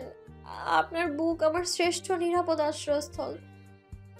এইখানে মাথা না রাখলে আমার একটা রাতও ঘুম হয় না। এই আপনি ছাড়া আমার একটা পাও চলা অসম্ভব। আপনি কি তা জানেন না? আপনি কিচ্ছু হবে না। আপনার কিছু হলে আমি নিজেকে শেষ করে দিব। প্রান্তিক রজনীকে আরো শক্ত করে জড়িয়ে ধরে বলল, আমি যদি মরে যাই রজনীগন্ধা, তুমি নেশাদ্রব্য, মাদক এসবের বিরুদ্ধে কাজ করো, ধূমপানের বিরুদ্ধে মানুষের কাছে কাজ করো, সমাজ সেবামূলক কিছু কাজ অন্তত করো। যুব সমাজকে এই মাদকের বিরুদ্ধে সচেতন করো প্লিজ। এই মাদকের জন্য আমাদের শ্রাবণের জীবনটা শেষ। হয়তো আমি জানি আমার রজনীগন্ধা পারবে, অন্তত আমার মতো কয়েকজন প্রান্তিক বা শ্রাবণকে বাঁচাতে পারবে। আপনি ছাড়া যে আমি শূন্য, আমি কিচ্ছু পারবো না। আর আপনি এসব কি বলছেন? আপনার কি হবে? হ্যাঁ, কিচ্ছু হবে না, আমি তো শুধু ধারণার কথা বললাম। রজনী কান্নায় একেবারে ভেঙে পড়েছে। প্রান্তিক জানে এভাবে রজনীকে সামলানো যাবে না। প্রান্তিকের নিজেরও কষ্ট হচ্ছে। মাঝে মাঝে প্রকৃতির বিপরীতে আমরা কিছুই করতে পারি না। প্রান্তিক রজনীকে সামলাতে রজনীর কপালে চুমু দিল। চোখের পানি মুছে দিয়ে 2 গালে চুমু দিয়ে বলল, এইসব ইমোশনাল কথাবার্তা বলে কি আমাকে বাবা হওয়া থেকে বঞ্চিত করতে চাও? এইটা আদর sweetheart, I need a small রজনীগন্ধা। রজনী আদুরে আর অভিমানী কণ্ঠে প্রান্তিকের বুকে ধাক্কা দিতে দিতে বলল, কথা বলবো না আমি আপনার সাথে। কথা বলতে আমাদের প্রিন্সেস হবে কিভাবে? বহুত ফ্যামিলি প্ল্যানিং হয়েছে, আর কোনো ফ্যামিলি প্ল্যানিং করবো না। রজনী অভিমানী মুখ করে বিছানায় গিয়ে বসল। প্রান্তিক পাঞ্জাবির হাতা গোটাতে গোটাতে গিয়ে রজনীর সামনে গিয়ে ঝুঁকে রজনীর ওষ্ঠে ওষ্ঠ মেলাতেই লাতিফা ডাকলো, বাবা প্রান্তিক, চা তো ঠান্ডা হয়ে যায়। রজনী প্রান্তিককে ধাক্কা দিয়ে বলল, যান, চা ঠান্ডা হয়ে যাচ্ছে। ঠান্ডা জিনিস ঠান্ডা হতে দাও, আপাতত গরম গরম চুমু খেতে দাও সুইটহার্ট। কেটে গেল 1 মাস। ধীরে প্রিয়তা একটু একটু করে সুস্থ আর স্বাভাবিক হতে শুরু করলো। শরীর আগের থেকে বেশ ভালো। শরীর ভালো হলেও মনের দিকে তেমন কোনো পরিবর্তন দেখা যায়নি। এখনও চুপচাপ নিরিবিলি থাকে। রাত এলেই মন খারাপ যেন তাকে ঘিরে ধরে। সারা রাত হিসাব করে কি হয়ে গেল তার জীবনে, কী এমন পাপ করেছিল সে জীবনে। তার এই অভিশপ্ত জীবনের শাস্তি অন্তু কেন ভোগ করছে? অকারণে অন্তু রাতের পর রাত জাগছে। প্রিয়তাকে ধরে গোসল করানো, খাওয়ানো, ওষুধ খাওয়ানো, হাত ধরে হাঁটানো, প্রতিটা মুহূর্তে পাশে থাকা, এ যেন প্রিয়তার জীবনের আর এক অধ্যায়ের সূচনা। অন্তু জানে প্রিয়তা কোনো দিনই তাকে ভালোবাসবে না, সে সম্ভাবনা কখনোই নেই। কিছু পাওয়ার আশায় অন্তু কিছুই করছে না, তার ভালোবাসার মানুষকে ভালো রাখার জন্যই যা করার করছে। বিগত 1 মাস প্রিয়তার খুব কাছাকাছি থেকে অন্তু প্রিয়তার প্রতি আগের তুলনায় অধিক দুর্বল হয়ে গিয়েছে। এই মুহূর্তে প্রিয়তা তাকে ছেড়ে চলে গেলে অন্তুর পক্ষে বেঁচে থাকাই অসম্ভব হয়ে যাবে।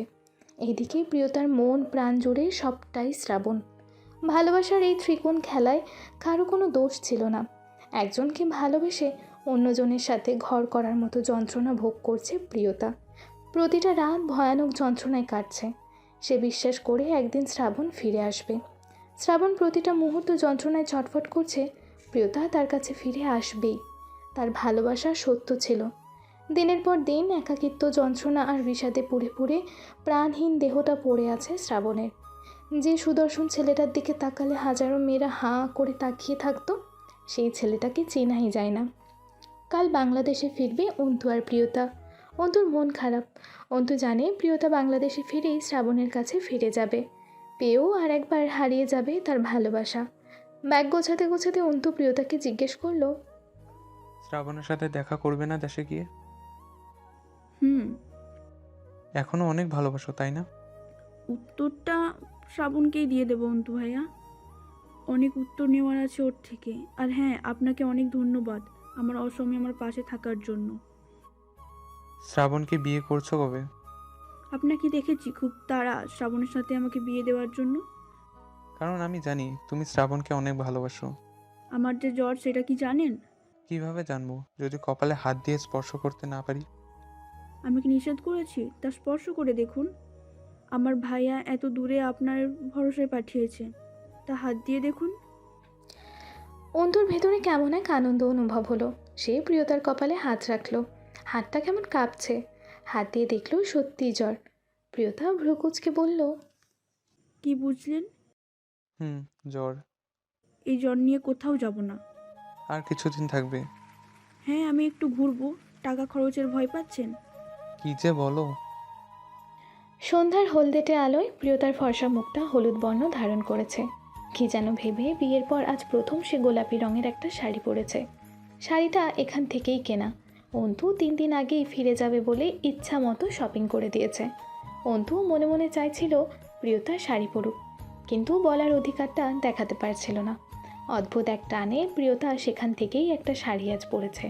প্রিয়তার মলিন মুখটা হঠাৎ আজ সতেজ দেখাচ্ছে। সন্ধ্যার পরে তারা বাইরে ঘুরতে ইচ্ছা হয়েছে। গায়ে বেশ জ্বর, তবুও বায়না ধরেছে। অন্তু সেই বায়নার আবদার রাখতেই প্রিয়তাকে নিয়ে সন্ধ্যায় বের হয়েছে। প্রিয়তা রাস্তার মোড়ে দাঁড়িয়ে ফুচকা খাচ্ছে।